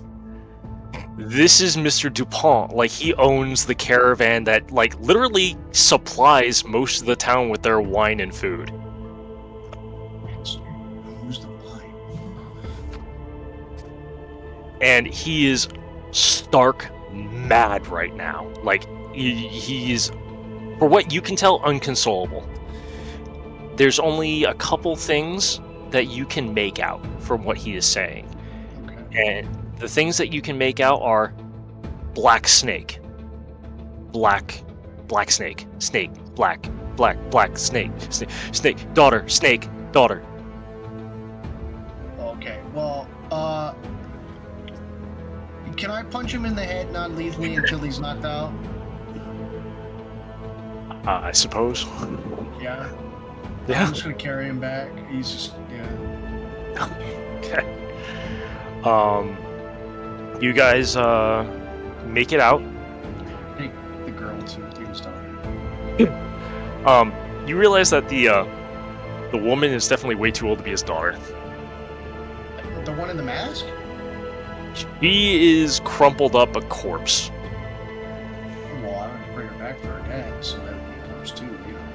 Fair enough. That would be 3 bodies then. Yeah, because right now, with Riku's help, you figured out that this is Mr. DuPont and this is probably Mrs. DuPont by what you can tell. And then the daughter is the one who caused all the issues. So, anything else that you guys want to wrap up before we go for magical items? No, I'm going to say that I will bring Mr. DuPont to our cleric in our guild here, and at some point over the course of time, hope that he gets better. Solid choice, solid choice. The woman doesn't look like she is in... She's you can definitely tell that she's been tortured, but she's unconscious, so, like, you don't know how much of the mental damage there is. You can tell this man is broken, though, and it's not a good way. So hopefully some of the magic will mend those wounds, but you don't know how long it's going to take. Baronica will take the lady back. Okay. With that, guys, you guys make it back to the Tealeaf with Mr. and Mrs. DuPont and Mary DuPont. There is not much for reward in regards to what you guys had asked for sure. At least at the moment. But through what you guys have found and everything else like that, you each will receive 500 gold.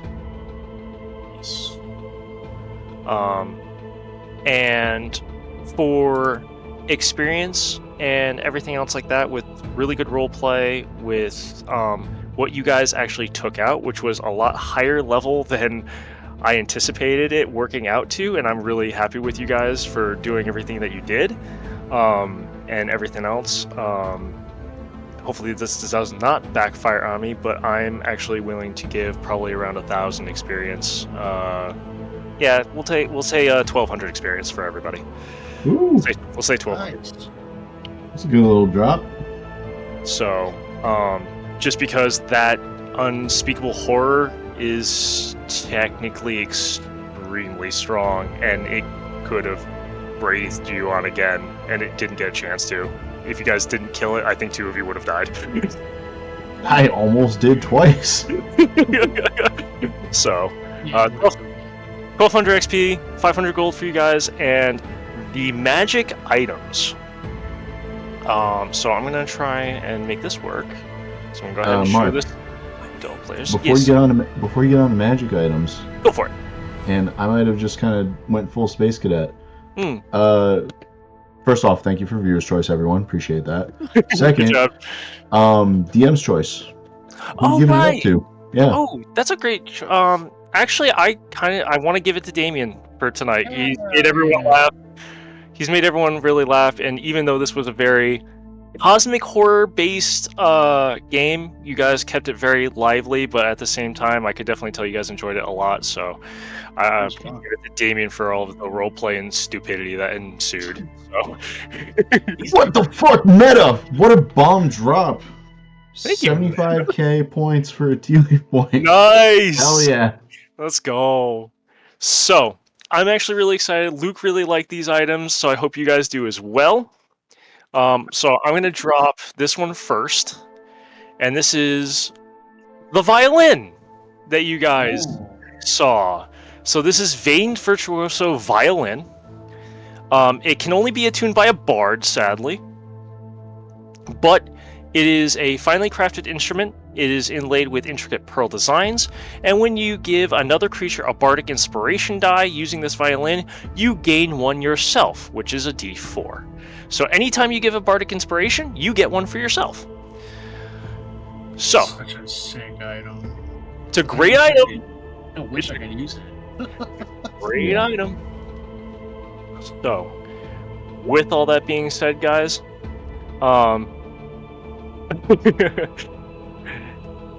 with everything being said, if anyone wants to bid for Veined Virtuoso's Violin, you guys all know the command by now. It's /GM space the number of Tealeaf points that you would like to bid. And if I go to 3, we know someone has bid on it. So, With that being said, going once. Wait, what's the min? I'm totally not betting on it. Yeah. I'll throw it in for you, Shadow. Okay, because I did it wrong. Ooh. Just remove the quotations. Just remember the quotations. I mean, not that you're bidding on it or anything. Yeah, just, you know, yeah, Yeah, for totally not, knowledge. totally Yeah. So, Well, the one going bargain once. part, yeah. Going once. Going twice. Going thrice. Sold for 3 Tealeaf points Son of a bitch! to Geld the Collector. Hell yeah.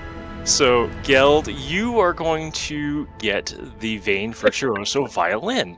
Oh no. I'm She gonna. couldn't even use it, but it's pretty and she wanted it. He is the collector. Respect. She just collect all the things. Yeah. She was like, it's I didn't shiny, want it's got tiny little balls on it. Sounds amazing. Alright, so I'm going to throw that into the magic item dump for everyone in a little bit. The next item is Mary DuPont's mask called Macabre Mask. So this is a rare, needs attunement item, and so does the violin, by the way. It does need attunement. This is a dull bronze masquerade mask that will attach itself securely to the bridge of your nose. While wearing the mask, you can use an action to transform into either a ghoul, a dire wolf, or a scarecrow for 1 hour or until you drop to 0 hit points or die. Your game statistics, including mental ability scores, are replaced by the statistics of the chosen form, and you retain your alignment and personality. Your gear and equipment meld into the new form, and you can't activate, use, wield, or otherwise benefit from any other of your equipment. Once you use this action, you can't use it again until the next dawn. As long as you're wearing the mask, you exhibit a small physical feature of one of the forms, such as lengthened fingernails, pronounced canine teeth, or making stubble creaking noises when you move. These features are cosmetic in nature. So, this is the Macabre Mask. I thought this thing was stupid unique and really cool and fit the aesthetic that we were going for. So hopefully you guys like it. If not, it will go into the magic item dump or in the next game that I run. We'll see what ends up happening. With that being said, again, /W space GM and a number. Going once. Going twice. Going thrice. And for 3 Tealeaf points, the Macabre Mask goes to Meta. Ooh. So Very cool. Rikku gets to enjoy the Macabre Mask. Are you attuning to it right this minute? Sure, let's attune to it. Okay. Roll for you. You cannot remove this mask now. Oh, nice. This mask is cursed. And this item is cursed, and when it's attuned to, and when you cast Identify is the only time you can reveal the curse. When you wear the mask, you cannot remove it until you reduce a creature to 0 hit points, or a remove curse spell is used on it. So, you cannot remove it until you kill something. Okay. Just go step on a bug on the way out. Hold on. I resent that. No, you represent that. There's a difference. Yeah. I can do both. Just a heads up, I do have Identify. I am going to use that as soon as I get back to the tavern. That sounds great. You already know what the curse is because you were already attuned to it. But I will put the curse information onto the sheet so that you can see it now. That way you know in the future hands. With that being said, guys, that is first part of Cosmic Horror. I hope everyone had a good time. Sorry we went until 10:15. Hopefully, since it's my first game, maybe I can dial it down a little bit for time, but I hope everyone had a great time. Hope all the viewers had a great time. I know I had a fantastic time sitting here in the DM chair, and I can't wait to do it again. So, thank you all so much for watching, and we will definitely see you in the next one. Remember, be nice and kind to the person next to you. You never know when they need it. Everyone, have a great night.